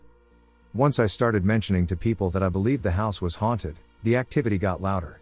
The usually soft footsteps sounded more like stomping, and the doors to the unused rooms and outside would open more frequently. The most intense event, however, occurred only a month or 2 before we were set to move out. My partner worked early mornings, so I'd often be awake around 4/5 am. One morning I relaxed back in bed in the dark, scrolling through my phone after my partner had left. I was wide awake, and from the corner of the room I heard a distorted male voice call out, "Hello? Hello?" Louder the second time. Since I was used to the activity, I said something along the lines of, "Yes, I can hear you. I mean no harm, I'm just trying to go to sleep." There was no response, and I eventually fell asleep again. I don't know if this is interesting, but it's just a few little stories about my time in the house. It was built around the 1930s and withstood a number of severe natural disasters in its time. I just hope the new tenants aren't too spooked by whatever is still in there. My house is haunted, please help. So we just moved into a new place. It's a brand new 2024 trailer in a trailer park. We've lived there for a little over a month now, and just recently I've been experiencing some unexplained events. One night I and my dog were lying on the couch, kind of falling asleep, and all of a sudden we heard a loud crinkling noise coming from the bedroom hallway where the kids sleep. Except my kids were staying the night at my mom's, my dog heard it and jumped up. It was creepy, but I shrugged it off. A few days later my kids were in bed, it was like 1 a.m., and I heard a voice. Checked on my kids, and they were dead asleep, and it just didn't sound like their voice. Again, I shrugged it off because maybe I was sleep talking? The other night we all had a living room sleepover, so we all were sleeping in the living room, and while everyone else was sleeping, I heard a loud voice saying hello from the kids' bedroom hallway again. Followed by tapping sounds. Now the next day I went to check out the kids' bedrooms and stepped on a toy in my kids' room, and it was the same voice. However, you need to push a button to make this go off. This is when I'm officially scared and convinced this is not explainable. My fiancé then left out of town a couple days ago with the kids to visit his dad. Last night was the worst night of them all. The bathroom fan next to my son's room turned on. I went and turned it off. Started walking away. Then I heard my son's fan in his bedroom turn on, and I ran to my room. Got in my bed, and there was banging on the bottom of the bed so hard the bed was shaking. My heart started pounding. I called my mom crying and begging for her to come over. She came over, and I left and stayed the night with her. Now I'm one to look at every logical explanation before thinking of paranormal activity, but there was no explanation for this. This was banging. Pounding on the bed really loud. I'd what to do. My fiancé goes out of town for work for 3 months, and I'm too scared to be there alone. I'm skeptical, but something happened to me that I can't explain. I'm generally a skeptical person. I have a hard time believing or validating paranormal experiences when I read about them, especially those from people who claim to see demonic entities in some corner of their room, as if an encounter with a supposed paradimensional being wouldn't drive you completely crazy. To me, they're garbage. I think 99% of testimonies are fabrications, bullshit intended to generate interaction, or the result of some mental illness. However, I recently recalled an experience that happened to me that makes me question everything I believe in. I normally believe in the scientific method, evidence, records, documentation, and everything we already know. But when something inexplicable happens to you, believe me, it's the last thing on your mind. I'm sure what I experienced is part of that 1% that remains undefined. I mean, I swear it happened, but I have no explanation for what it was, other than a paranormal phenomenon. It all started one afternoon about 7 or 8 years ago. It was a Sunday. I was staying with my girlfriend, now wife, whom I'll call Lydia for practical purposes, in her apartment, which she shared with a friend. This friend, whom I'll call Lorna, had a cat. The apartment wasn't very large. At the back were 2 adjoining bedrooms. The center of the apartment was divided into thirds, a living room, the larger third, and the kitchen and bathroom made up the remaining 2/3 on the edge. Beyond that area was a small foyer and the hallway with the door. That afternoon, Lydia and I were in her room. The door was open because the 3 of us were very close and friendly with Lorna. We all belonged to the same group of friends. As far as I can remember, we were watching a movie on her computer when, suddenly, we heard a deep voice that seemed to be coming from the small foyer area, completely on the other side of the apartment. We didn't understand the words spoken, but we were sure it was a voice. We were scared because it sounded like a wail. I peeked out of the corner of my eye, thinking Elle was the one who had spoken. The cat even left Lorna's room and headed over there, perhaps attracted by the voice. But instantly, Lorna called her cat back. Her voice was definitely coming from her room, while the voice we heard sounded louder and came from the other side of the apartment. We stared at each other and went outside to look in Lorna's room to ask if she had also heard the voice. She said yes, as a feeling ran down our spines. We went to eat and talked and drank until we forgot about the incident. The voice seemed to be a woman's. I decided it was a neighbor. But it wasn't long before increasingly terrifying phenomena began to occur. The voice incident had been only the beginning. A couple of days later, Lorna said she heard noises in the kitchen while we were out of the house. But what happened to Lydia and me a few nights later is something that continues to disturb me and give me goosebumps to this day.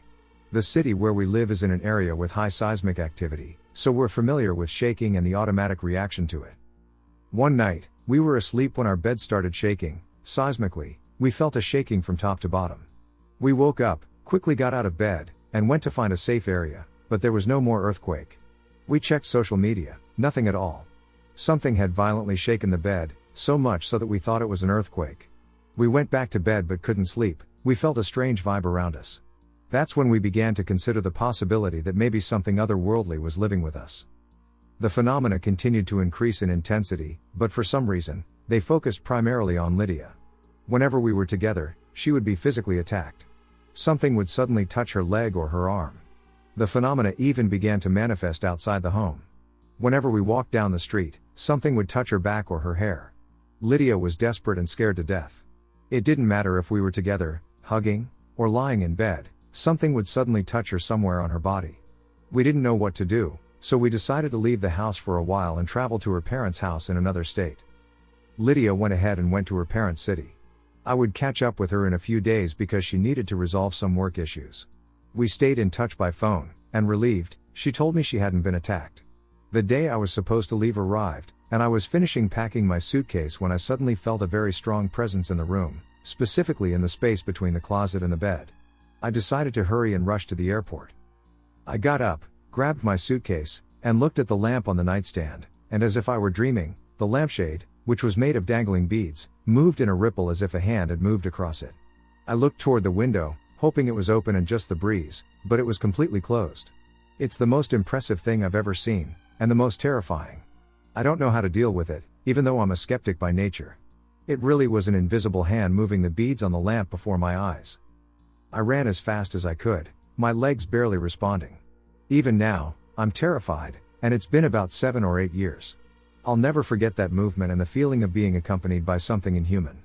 I caught up with Lydia in the other city, and we relaxed for a couple of days until we sadly discovered that it was all too good to be true. One night, around 1 or 2 in the morning, the blender in the kitchen turned on by itself. Whatever was stalking us had followed us to the other city. I suppose it went with me. Lydia was physically attacked again. Something continued to touch her legs, arms, and back, even in the other city. Desperate, we told her parents everything, and her mother advised us to repeat a prayer every night and light a candle to light the way for whatever was manifesting. She also suggested leaving her a blank sheet of paper and a pencil at night after asking her what she wanted from us. We returned dejected and defeated. I confess I thought Lydia was losing her mind, but then I remembered that damned movement of the lampshade and how the bed shook. I was experiencing it too, but not as intensely as she was. When we returned home, we did everything Lydia's mother advised, except for the blank sheet of paper. We were too scared to think about establishing communication. We aren't believers, but we prayed and lit the candle until one night I had a kind of sleep paralysis. I was in the room with Lydia by my side. At the foot of the bed, a figure rose up. It was a tall woman dressed in black, watching us. The vision occurred in a dreamlike state, so I don't know if it was really the entity or just my mind, under suggestion, giving it form. But after that night, the phenomenon stopped. Lydia stopped feeling touched, and I never felt any presence again. I wish I had proof. I wish I had a video of the beaded lampshade moving on its own, but it took me by surprise. I don't think anyone is prepared for something like that.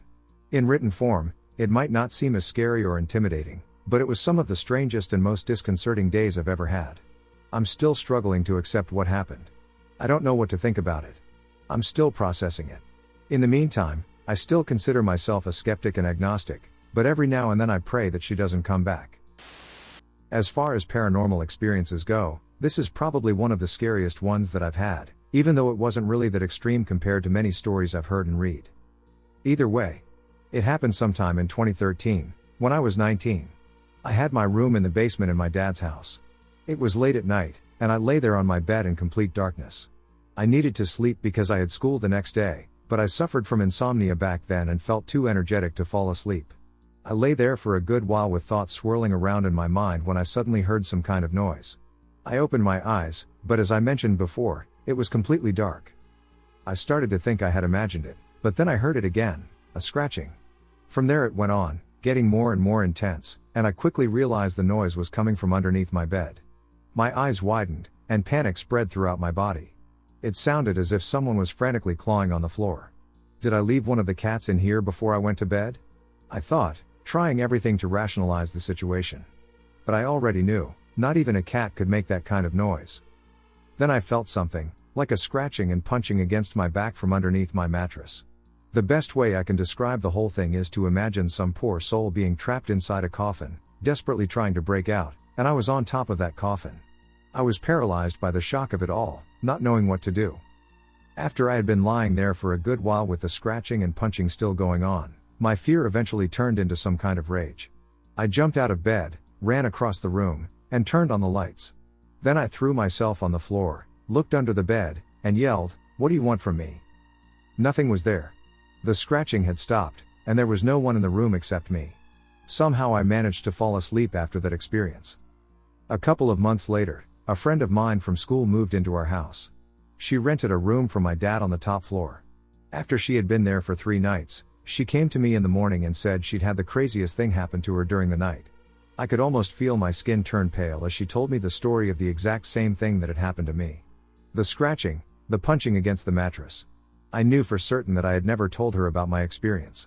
When I told her that the exact same thing had happened to me 2 floors down, months earlier, we both freaked out. My house is haunted, and I think it's coming after me. Last night, literally last night.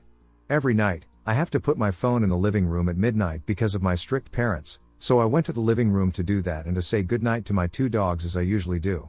If I don't open my door all the way or shut it behind me, it will open all the way on its own. I don't know why, but it's pretty normal. It's happened since we got this house. My door makes noise when it opens or closes, which led me to believe that the noise I was hearing was my door opening, so I didn't think much of it. I then go to the kitchen to take my allergy medicine, and I look down the hall to my room, and my door is completely shut. It has never shut on its own before. I was creeped out, so I went to open the door, and the moment I did, my TV turned on by itself. That's when one of my dogs perked up and ran to my room. I usually don't allow my dogs in my room because their fur makes me itchy, but this time I was scared enough I let him investigate. I decided to let my dog sleep in my room because at this point I was scared. The paranormal doesn't typically scare me, but this is my room, where I sleep. So I called my other dog in there, and both dogs got on the bed. I went back to the kitchen to take my allergy medicine, and that's when one of my dogs ran out of my room. He often doesn't like to be alone in my room, so I attempted to get him to go back in there when I was ready, and he refused. He stood about 10 feet away from my door, growling with his neck hair raised. I was 3 feet from my door trying to coax my dog into my room when a cord in the living room got yanked off of the wall. Hard. And my dog took off running and lay in his bed and would not move. Finally I went to my room, scared AF, and lay down with my other dog, who stayed in there. Immediately he curled up on my chest and did not move the whole night. As if he were protecting me. This is very unlike him. The few times they sleep in my room or when I sleep on the couch, both dogs usually huddle at my feet. My haunted house experience. When I was around 12 or 13, my sister and I came across a game when we visited my cousins in Mexico. It's basically a game that connects you to the other side, and you can communicate with a good or bad spirit. It's called the Red Book game. I had no idea what I was getting myself into, so I decided to play. It was a very freaky experience. I believe whatever spirit we were communicating with attached to us in a negative way. Fast forward, we went back home after a week in Mexico, and it was summertime.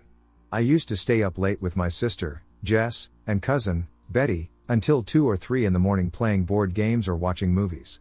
One particular night we were playing a game, and it was about 2 in the morning. We heard a slight knock on the door.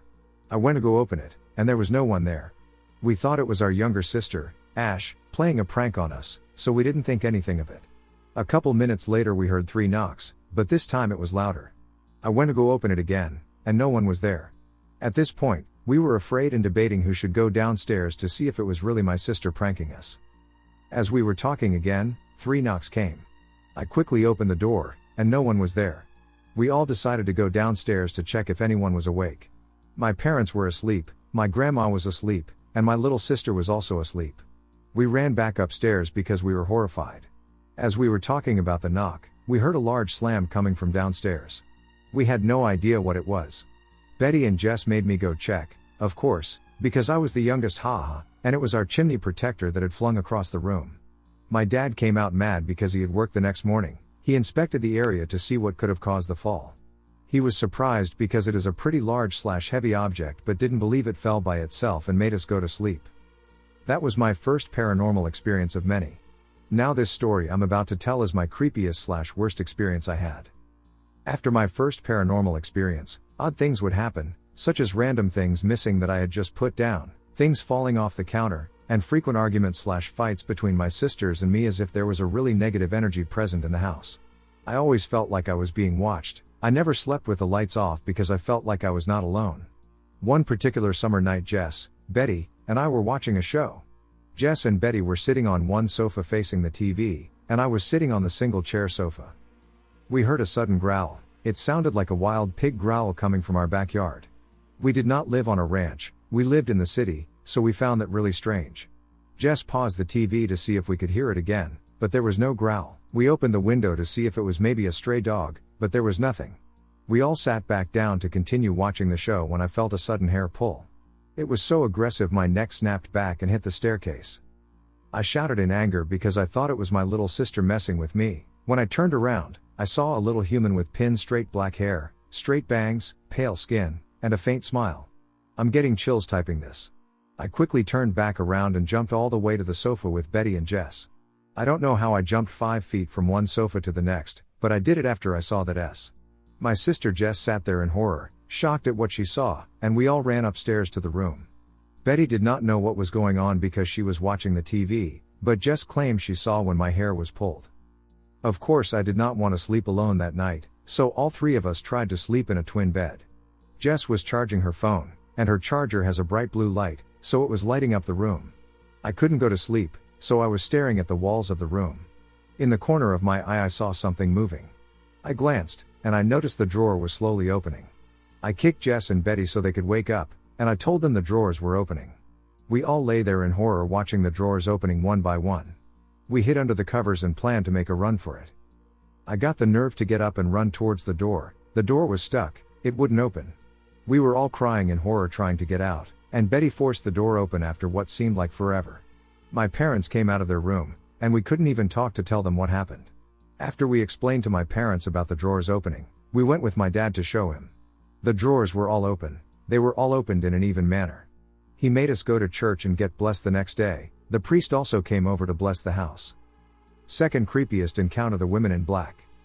After the house was blessed, paranormal activity was still occurring. We were seeing black shadow figures run from one room to the next, and we were hearing noises of someone running from one place to the next. When we were downstairs, we would hear someone jumping on the bed upstairs when we knew no one was there. I feel like this entity would mostly pick on my sister and me. My parents would see weird things happen, but they wouldn't tell us because they didn't want to frighten us. This one particular night I was lying on the sofa watching a movie with my sister Jess. It wasn't too late because my parents were still awake in their room. Our living room is attached to the kitchen, so I was lying on the sofa facing the staircase, and Jess was lying on the other sofa facing directly towards the TV. After the movie finished, the credits came on, so it was pretty dark in the living room. The hallway light was on, so I could still see the glare in the kitchen. We were too lazy to get up and get the remote to change the TV, so we were just talking. We were then interrupted by sudden laughter. It sounded just like my mom's laugh. As if the entity was mocking her sound. My mom has the habit of scaring us all the time since we would stay up really late, so we thought it was her. "Stop scaring us, Mom, we know it's you." Silence. No response. "Mom, is it you?" Still no response. My sister Jess and I were debating on who should get up and turn the lights on. We were too afraid since the living room was so dark, and the light switches were located by the kitchen, so it was a walking distance to get there. I got the courage to get up and turn them on. As I was walking towards the light switch, I saw a black figure, definitely a woman, standing in the corner of the kitchen. You can see she had a black veil over her face and was wearing a big black lace dress. She had a smile on her face as if she was laughing or giggling. I quickly looked away and ran to my parents' room, and my mom was still awake watching TV. My sister Jess followed behind me. She saw the glare of the figure on the TV. Of course my parents only said, "Stop watching scary movies and go to sleep." Because of that experience I have never seen that movie, The Woman in Black, or The Conjuring. It came out a year or two after that experience occurred. The entity I saw resembled those ladies in the black dress. One weekend, my parents left for a mini vacation in Houston and put my 2 older sisters in charge of the house. My sister Jess, Annette, my niece, and I were gathered at the kitchen table talking about the creepy encounters that were occurring around the house. At that time the negativity in the house was horrid. It felt like you were being watched by something everywhere you went. We did not want to be in the house at all. As we were chatting, we got interrupted by a noise coming from my parents' room. It sounded like something fell. My parents' room is right next to the kitchen/living room area, so we definitely knew that sound came from their room. We all laughed nervously, thinking maybe it was just something outside. A few minutes pass, And we hear the same noise. It sounded like there was something jumping off the bed and landing on their feet. WTF is that? Go check, I tell my sister Jess. We were all too scared to check, so we just stayed put, hoping we didn't hear it again. Shortly afterwards, boom boom boom. Someone was banging on the door of my parents' room. The doorknob was rattling/pulling very forcibly as if someone was trying to open the door. My niece was 2 at the time. The knocks were so loud she started crying profoundly. We quickly ran out of the house. We thought someone might have broken into my parents' room.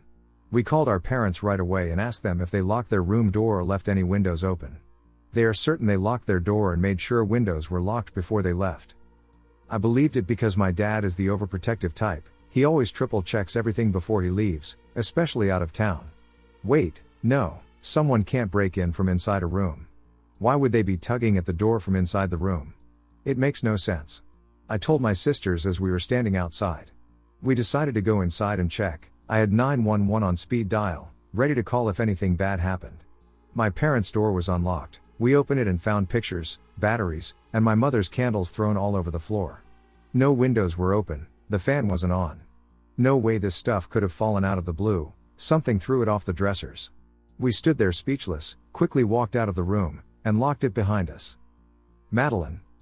One morning I was up early watching TV, my grandma was in the kitchen cooking some breakfast, my parents were at work, and my sisters were still sound asleep. I was bored, so I was playing with my mom's heart monitor.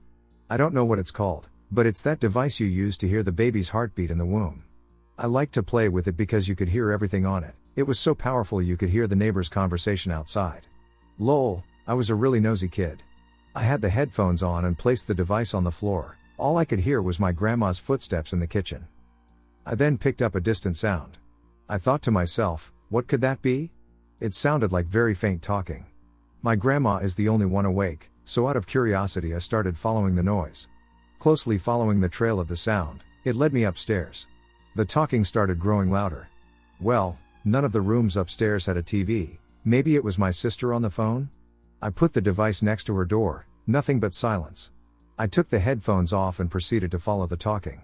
It was coming from my oldest sister's room. She had moved out a few years ago, so we used her room as storage for our winter clothes and toys. I opened the door, and one of our old TVs with the VHS attached was turned on. The TV hadn't been used because we thought it was broken, so it was tossed in the room with all the other junk.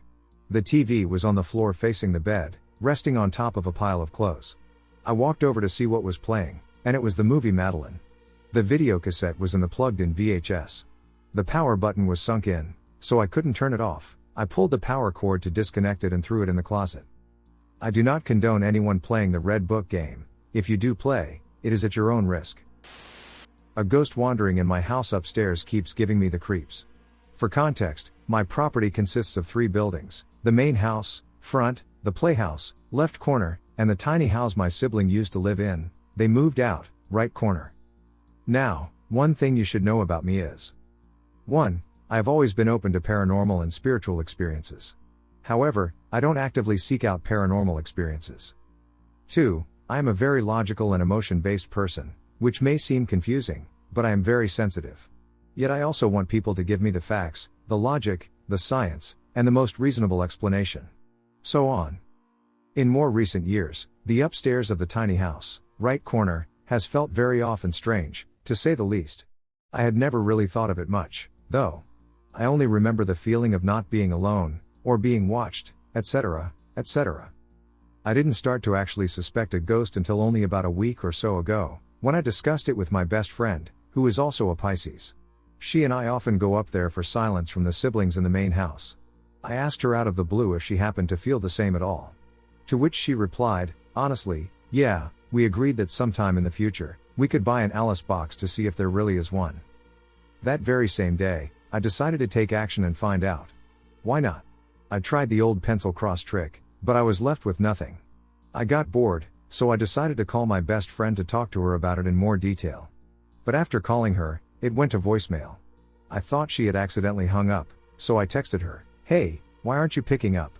She seemed very confused and said there was no missed call. We rub it off, and I proceed to call her again.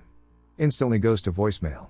As you know, the phone should stay on the line until after about 60 seconds, then it goes to voicemail. But this was instant. The Wi-Fi was fine, my mobile data was fine. Of course, I tried to consult logical answers by Googling it. I still didn't find a clear answer. This was not the end of the confusing occurrences that day. After an hour or so, keep in mind I was still in the tiny house upstairs, I got a notification from my best friend. I opened messages to see a random bubble that reads question and image. I replied. She seemed confused, too. I scrolled up, and there were no images to react to. I rubbed it off again as just a phone glitch because my phone is a bit weird already. Later that night, I decided to see if calling her on Discord would work. I opened my laptop, and we called for about an hour until we suddenly disconnected. I quickly checked my Wi-Fi. It was full bars. I look back at the screen, and it's frozen. I can't even turn it off, the screen starts glitching, and black cubes start coming out of nowhere. This is a new laptop as well, and I have never had a problem with it before this. I texted why she cut off, and she replied, "Nah, that was you." At this point, I started to freak a little and wondered if there really was a supernatural force controlling the devices. And yes, I know, there could be hundreds of other answers for my devices being weird, but it's only when I'm upstairs in the tiny house.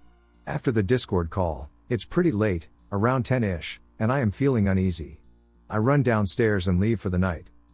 Flash forward to 2 days later, and I install this EVP Spirit Box app. I look at the reviews, and they all seem promising. Of course, this is an app. So I had severely doubted anything would happen. But what the heck, why not? I open up the app, and it gives me a stats screen. FYI, the green meant no spirits were close to me, the orange means it's getting closer, and the red means it's next to you. The app also has a bar beneath the stats that gives you vague prompts of what is happening, like or sentence when it is speaking, or steps when it is walking, etc., etc. The beeping noise starts at a regular rhythm. I say, "Hello, my name is Elias." Nothing happened. I then said, "If there is a spirit or force in here, can you give me a sign?" The stats start spiking orange, the beeping gets faster, and I hear a grumbling noise. I could not define what it said, all that I heard was a muffled OMWE, and the rest was indescribable. I became a little scared and shut the app off, and I felt an uneasy presence watching me. Now, despite all this, I was still a bit suspicious. I know, how naive can I get? So, I didn't fully accept the fact that there is a 99.9% chance a ghost is upstairs until last night. It's been about 2 weeks since I've tried anything, with the occasional hello, hi, and goodbye to the alleged ghost in the room. Last night I was doing homework up there for some peace. After I was done, I decided, why not open the Spirit Box app again? When I opened it, the stats had already started in a yellowish color, the beats were steady, and I started asking questions. "Hi, my name is Elias. Are you in the room with me?" The beeping grows a bit faster, and I stare down at the now orange stats. I take it as a yes. I ask, "Could you please come closer?"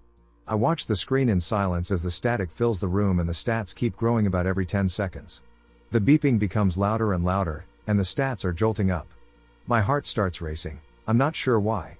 I quickly snap a screenshot for evidence to show my best friend later. Then, the little box beneath the stats says behind. I start to panic and freeze in silence, staring at the screen. I shut off my laptop, showing the stats, and sit there. "Please give me some space."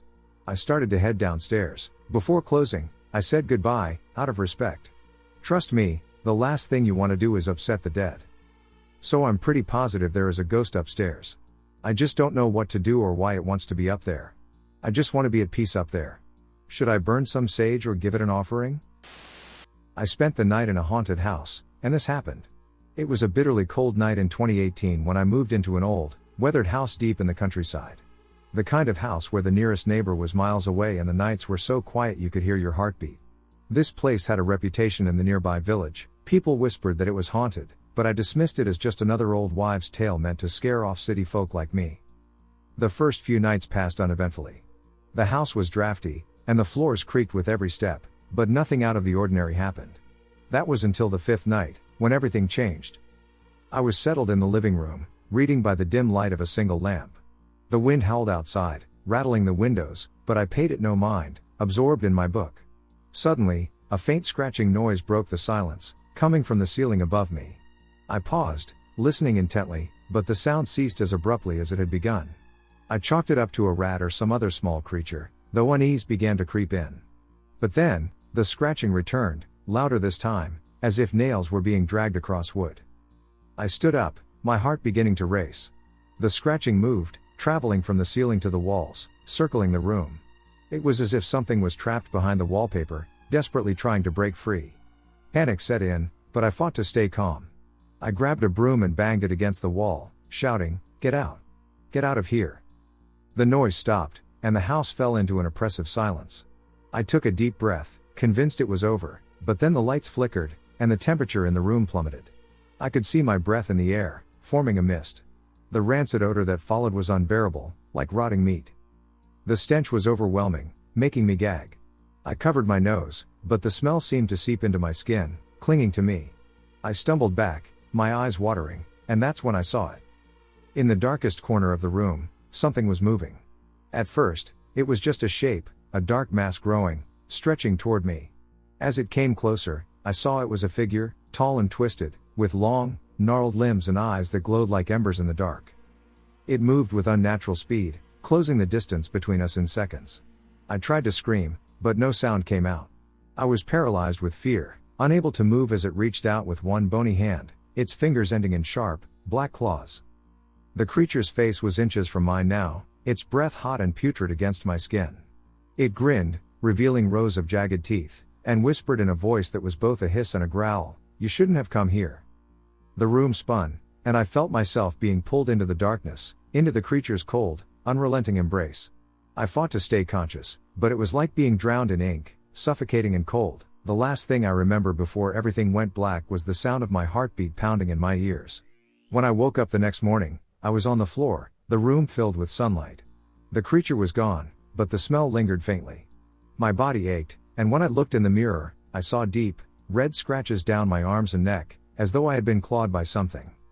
I couldn't stay in that house another night. I packed my things and left, not caring where I went as long as it was far from that place. I never discovered what that creature was or why it targeted me, but I know one thing for certain: I'll never forget those glowing eyes or the pure, unrelenting terror that accompanied them. To this day, I still feel like something is watching me, lurking in the shadows, waiting for the right moment to strike again. And I'm terrified that next time, I might not be able to escape. I think my house is haunted and figured I'd share my experience. My so and I moved into this house a little under 2 years ago.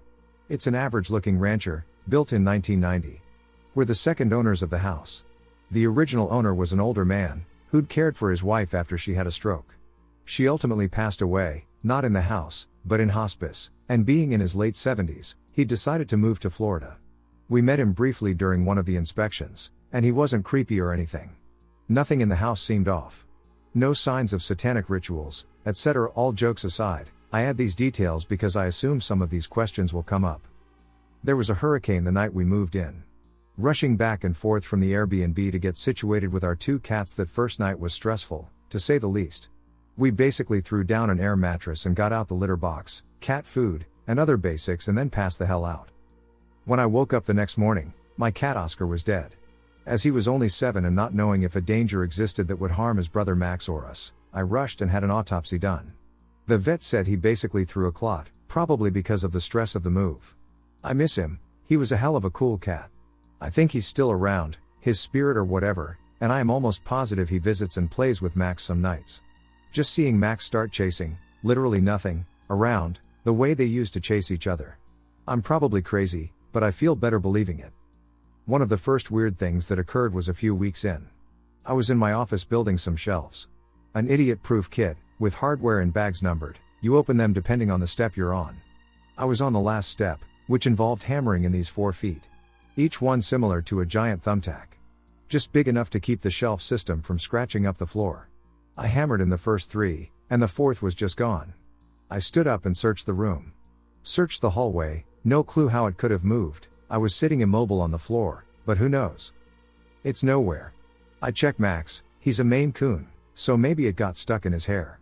After an hour of tearing apart most of the house, I give up and stack some quarters where that foot would have gone. Told my so to keep an eye out for it.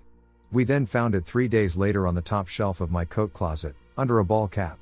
It's about this point I should mention it's just the 2 of us, no one else lives in the house, at least not full time. We do have a room over the garage that one of the kids calls home when she's not in college. As this was all around early October, she was away at school. We'd start hearing things. The number of times, to this day, we'll rush into one of each other's rooms only to find neither of us called each other, but one of us at that time had distinctly heard someone yelling for us. Well, it's not even scary anymore, just annoying. Maybe the entity wants me to lose some weight and get my steps in, shrug. Other times we'll hear crashing sounds. In the early days, with boxes and things scattered and being unpacked, I figured the cat just knocked something over. I'd go check and find nothing amiss. Lights would start being on in rooms we hadn't used. Again, we chalked a lot of this up to confusion or carelessness. It's a new house, neither of us had our routines yet, it was all a bit of a hot, sleepless mess, and I can't always swear I didn't go into that back bedroom and maybe turn the light on while on autopilot, even though I totally didn't. I'm a big fan of horror, and I don't spook easily. I'm also pretty pragmatic and realistic, so I will find a rational reason for most things before jumping to the paranormal and metaphysical concepts. Eating dinner one night, we heard a weird noise, and we got up to investigate to find the bathtub running at full blast. Around this time we'd also find oddities like pictures on the walls being askew. Overall, things started escalating. My so and I promised to each other, on penalty of ending the relationship, that neither was pranking the other. That pact holds to this day. At this point in the game, I'd started looking into metaphysical things that I could do to help. I'm talking amethyst and obsidian pieces in the house, smudging, stuff like that. I honestly don't believe in it, but I also don't not believe, so what can it hurt? It didn't really do much that I could tell. Things continued to happen. Twice in the same day, at vastly separate times and in different bathrooms, we both experienced an incredibly loud pounding in the attic over the bathroom as we were doing our business. I assume the ghost doesn't like whatever we ate that week. My bad, homie. The locks had been changed at this point. I started looking throughout the house, wondering if someone was frogging. I've seen a few horror movies about it. Nothing out of the ordinary. The attic has two entrances, one needs a ladder from the hallway, and the other is through an opening in the eaves, which you can get to from the frog, finished room over garage. I stacked things in front of that eaves door, just to make sure nothing was coming and going. I did come to the realization that the attic was full of stuff from the previous owner. Luggage, clothes, random stuff. I still haven't cleaned it out, so maybe something up there is tied to an entity. No clue. I've never felt anything malicious from the entity /spirit /energy /demon /whatever. My other half is terrified of it. Came home from the store one day to find the last rites crucifix in the bedroom turned sideways and half opened. Also felt every hair on my body stand up when I went in the room. The hair on end happens often when activity is spiked. I can't tell if it's energy literally raising my hair or just me being creeped out. I went to check the aforementioned stacked items in the frog one night to find that all the LED strips the girl had put up were blazing red. She hadn't been home in weeks and never uses that color. I was there only a few days earlier, and all the lights were turned off. Halloween was fun. Giving out candy, talking with the cul-de-sac neighbors. One cute kid, maybe 4 years old, turns to look to his right, my garage, and says, "You have a goblin in your garage." We didn't have any decorations on that side of the house. I'm sure it's just random kids being weird, right? I have a habit of being flippant, and I started talking to the entity. So, I also tried it once. At this point we'd started hearing breathing in the dark sometimes. One night she's in the hall, cleaning the cat litter. She felt something behind her and heard breathing. She calmly said, "I'm busy right now, please leave me alone." The feelings and sensations instantly left, and then all the doors in the hallway slammed shut. We both started wearing amethyst and obsidian jewelry, just in case. I noticed that movies I had left paused on my computer, since I watch things while I'm working, would either be playing or finished when I returned to them. I thought that if you were a ghost, you might be bored, so I spoke to the ghost and set up a dozen books in the back bedroom. A mixture of my stuff and my so's, not knowing what the thing might be into. I'm nothing if not a gracious host. The next day one of the books was turned upside down and opened, as if being put down after being read. I kept more books out, but it never happened again. For Christmas, we had 6 different mini nativity scenes throughout the house. Yes, she has a problem, lol. We found various pieces from the nativity scenes moved into scenes they didn't come with. We also had these little Christmas gnomes that we sat on the curtain rods. We found one sitting upright in the middle of the couch one morning, a good 12 feet away from where it was before. One night we were sitting out front having a smoke, came inside, and heard music. There was a snow globe that was playing music. It was an old heirloom, she'd forgotten it also could wind up and make music. We found a box of Kleenex, which we keep on the living room end table, in the garage one day. One night, she sends me a video while I'm out. We have a first-gen Alexa that was playing Bad Habits by Ed Sheeran. She came inside from having a smoke and recorded it blasting away. I had unplugged it earlier that day when our new toaster arrived. FYI, first gens don't have battery backups. Another night we came back inside to find one of our butcher knives on the kitchen floor, instead of in the knife block. One evening while getting ready for bed, I noticed an earring on my nightstand. It was part of a set her grandmother had left her. The other part was buried in a box under some clothes in a drawer. One night I woke up to hearing knocking at the front door. I could see through the glass it was a decoration we had hung outside, beating against the door. I opened the door expecting to see a storm brewing, but the night was completely calm, the trees weren't even swaying. No wind whatsoever. The previous house owners smoked in the house at one point, calm, that much we know. Weirdly, sometimes when you go into the back bathroom, it'll smell like someone is actively smoking a cigarette. There's been a crazy number of times we've been outside and seen movement, what appears to be a person in a window, out of the corner of our eye. Friends and family who visit have also noticed this kind of stuff. Things go missing and reappear in random places far too often. So those are most of the big things. I'll try to preemptively answer the common questions. The last thing that might be worth mentioning is that my so is 95% positive her grandmother was a witch. She is the type of witch who keeps baby teeth hidden away in a box to prevent curses. She often dreams of her when things start acting up in the home. It was her jewelry, mentioned before, and her last rites crucifix. I don't know if that changes things or not. I've done some research, but I honestly learn more from episodes of Supernatural than what I find on the internet most days. If you've gotten this far, thanks for listening. I'd love to hear your thoughts. Elf in my grandma's house. I need an explanation. I was at my grandma's house with many relatives because it was her birthday. She sometimes talks about the fairy that supposedly lives in the house, but I was unaware of it. If I had known, I would have laughed at the idea because it seems ridiculous to me. Yesterday something happened. We were having dinner in the garden, and my grandma asked me to go near the front door at the intercom to open the gate since she wanted to ask her neighbor friend if she wanted some leftovers. I went to the front door, opened it, it's a very heavy iron door, and pushed the button near the intercom to open the external gate. There was a bit of wind but not enough to explain what happened. I heard from my left, coming from the closet and not the intercom, oh,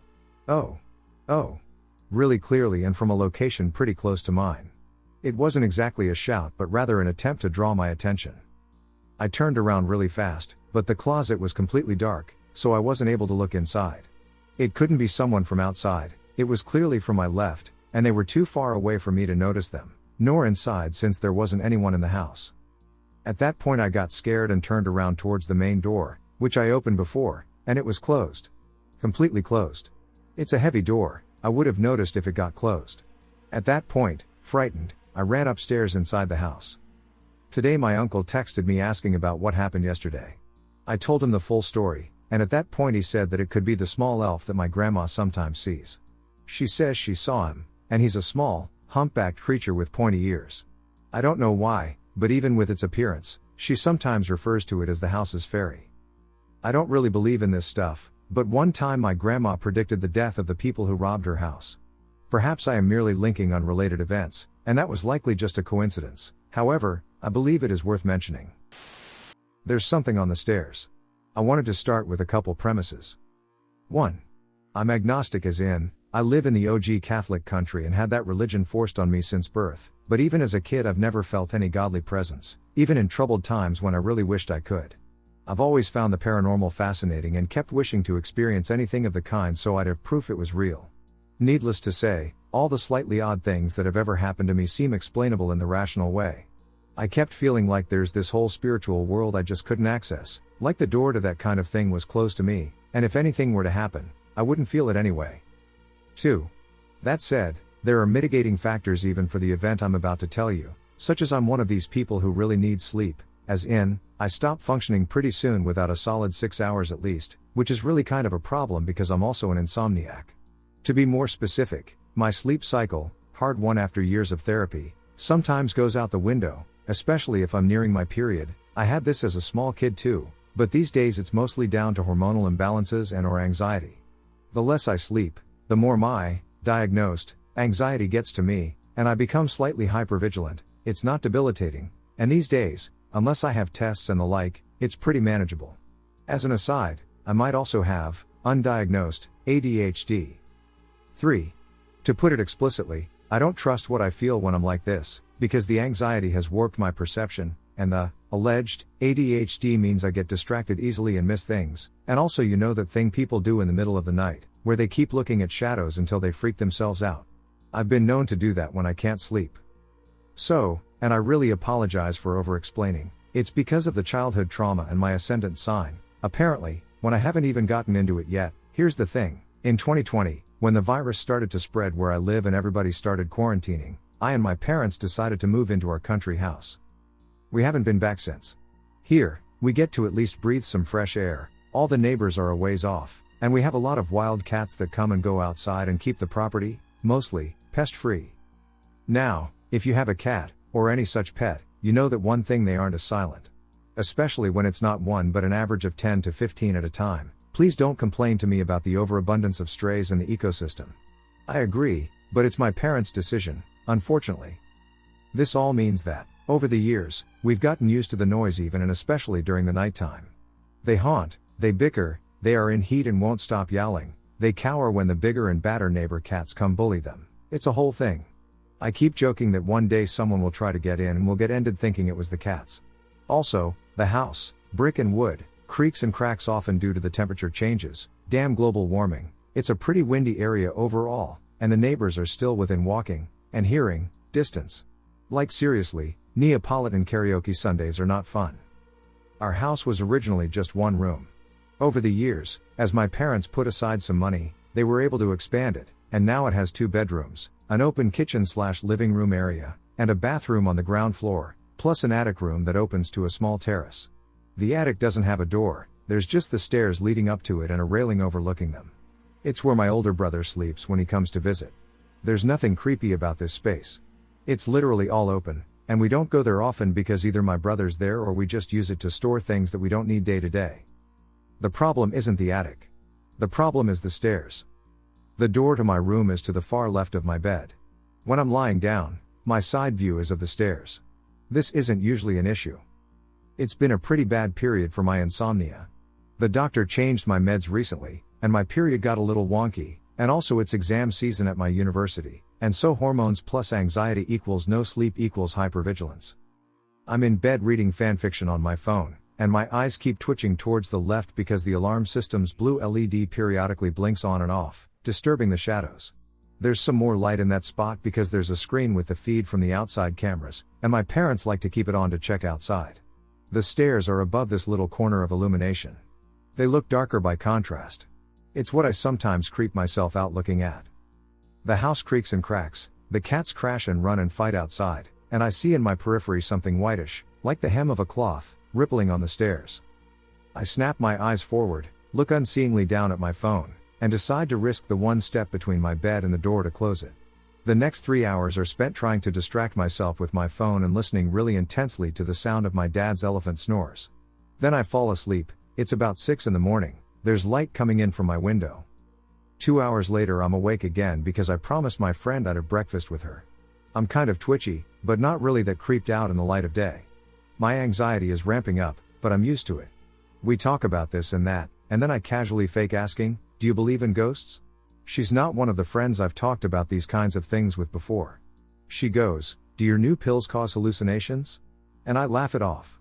I explain the sleep to hypervigilance equation and the blue LED thing and explain it off to myself and her. Fast forward a couple weeks, and my brother comes down to visit. I've been pretty aware of the stairs, meanwhile. I haven't seen anything else, but I'm starting to feel as if something's watching me. It's not something I'm used to, because I don't even notice it when real life people do it. But I'm probably freaking myself out still, so on the nights I don't fall asleep early, I close my door, less chance of feeling unsettled. My brother, whom I wasn't very close to growing up but have a better relationship with now, has talked to me about his experiences with the paranormal side of things a couple times. I'm not going to talk about his stories, but suffice to say that, unlike me, he has kind of a sensitivity for these things. One of the phrases he said that keeps coming back to me is "they stay on the outside of the house." Now, to clarify, I'm not saying it's 100% real and he's a ghost whisperer. Again, unless it happens to me, anything is still very much in the air so far as I'm concerned. But he's not the kind of person who would make up shit just to brag or duck with me, so I think, from his point of view, he's certainly perceiving something. Can't really say how much of it is his interpretation and how much is Beetlejuice. Maybe everyone experiences these things differently.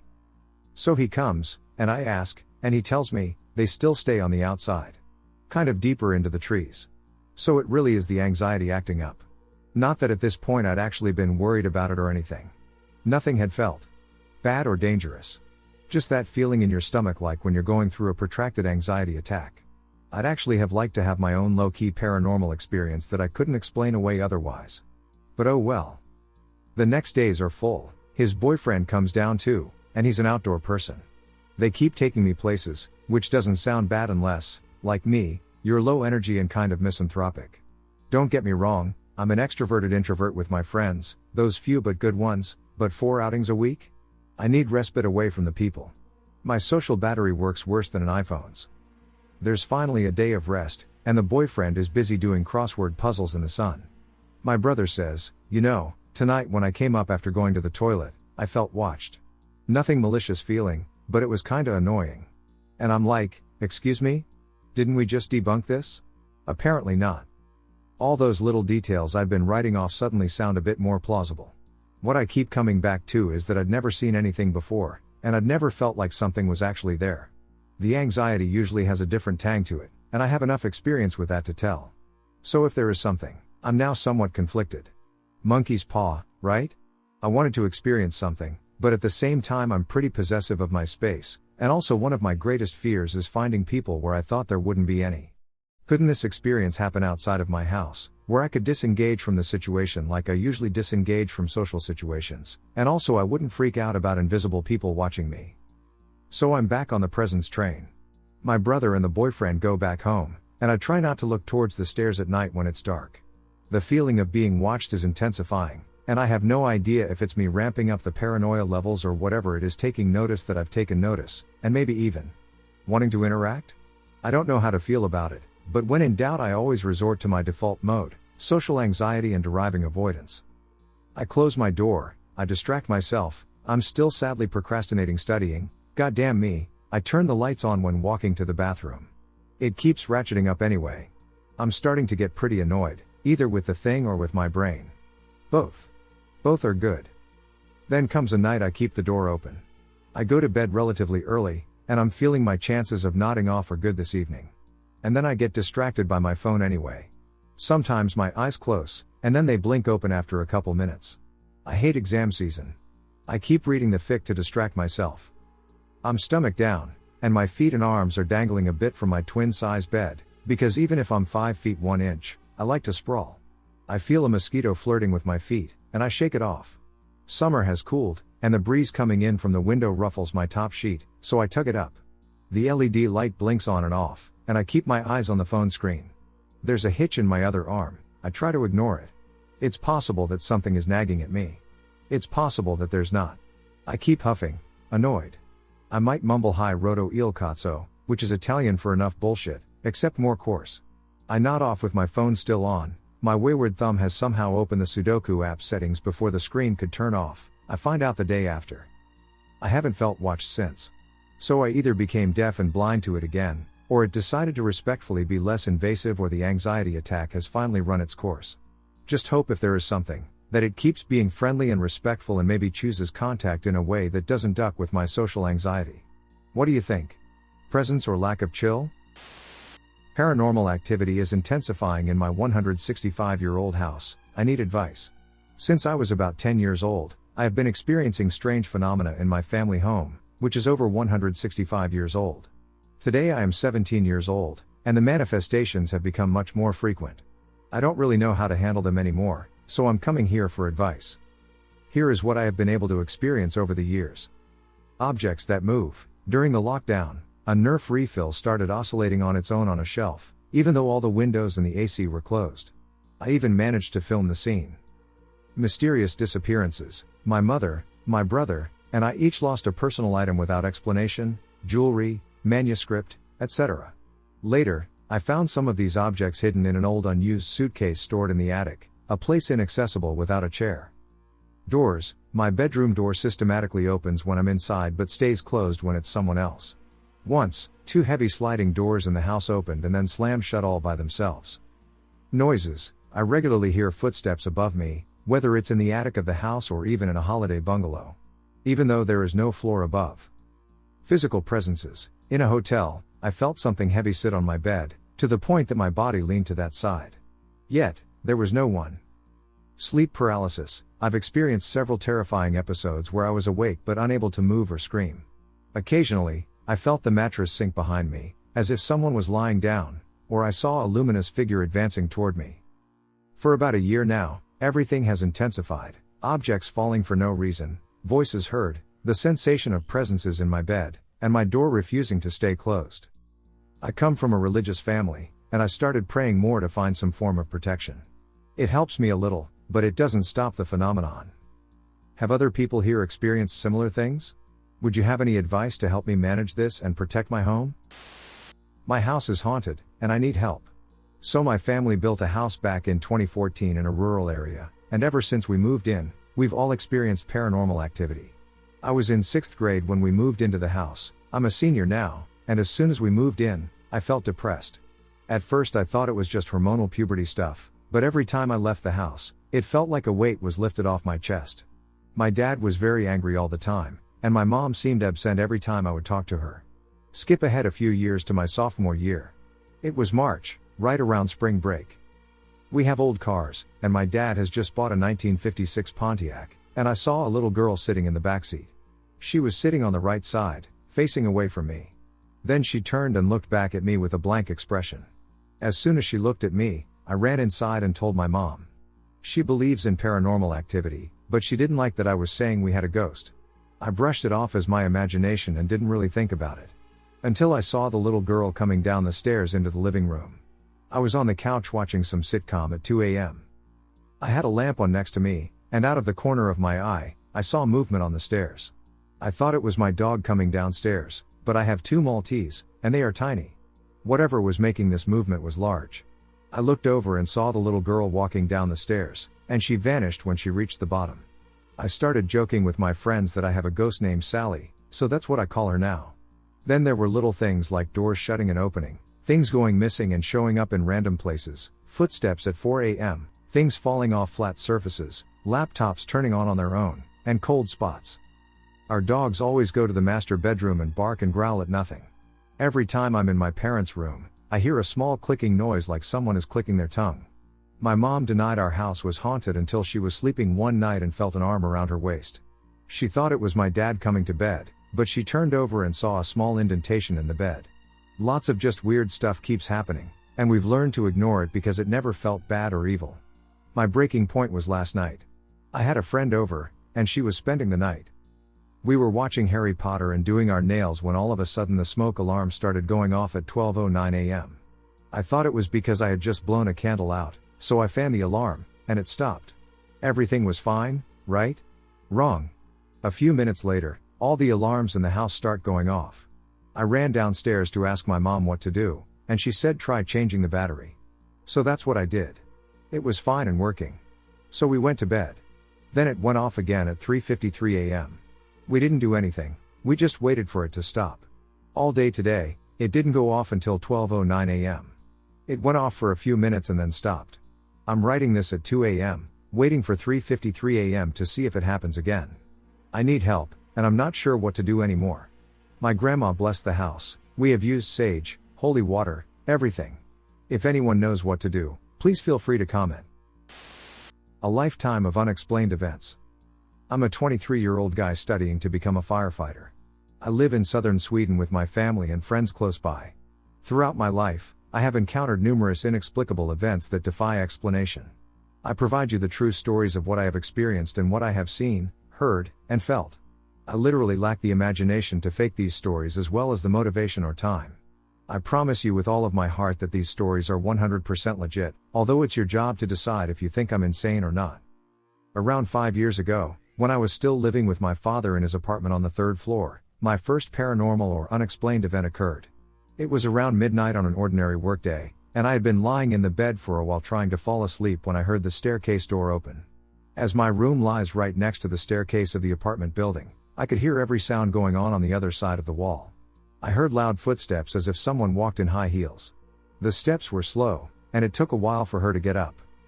But when she got to our floor, The footsteps stopped, and there was a 10-second silence following. I was waiting to hear a pair of keys opening my neighbor's door, but instead I heard the worst and loudest female scream I have ever heard. Then there was silence. Quickly I ran out to our hallway and looked out the keyhole. It was pitch black, and no one was in sight. So I opened the door, and I asked if someone was there, but I did not get an answer. So I swiftly checked the bottom and the top of the staircase, but no one was there. I still remember the scream as if I heard it yesterday. It was no ordinary scream, this was someone getting really hurt or ended. The sound of the scream still chills me to this day. So the strangest thing about this is that there is an automatic light system that detects movement with sensors, and after a sensor is activated, it stays on for about 3 to 5 minutes. The time from the scream and me looking through the keyhole was a maximum of 10 to 15 seconds. I also checked the lights in the staircase to make sure they were functioning, and they were. Furthermore, I never heard the sound of an apartment door in the staircase opening, so where did the woman go? I can assure you that if a door had been opened, I would have heard it. The walls were so thin you could have heard a needle dropping through the wall.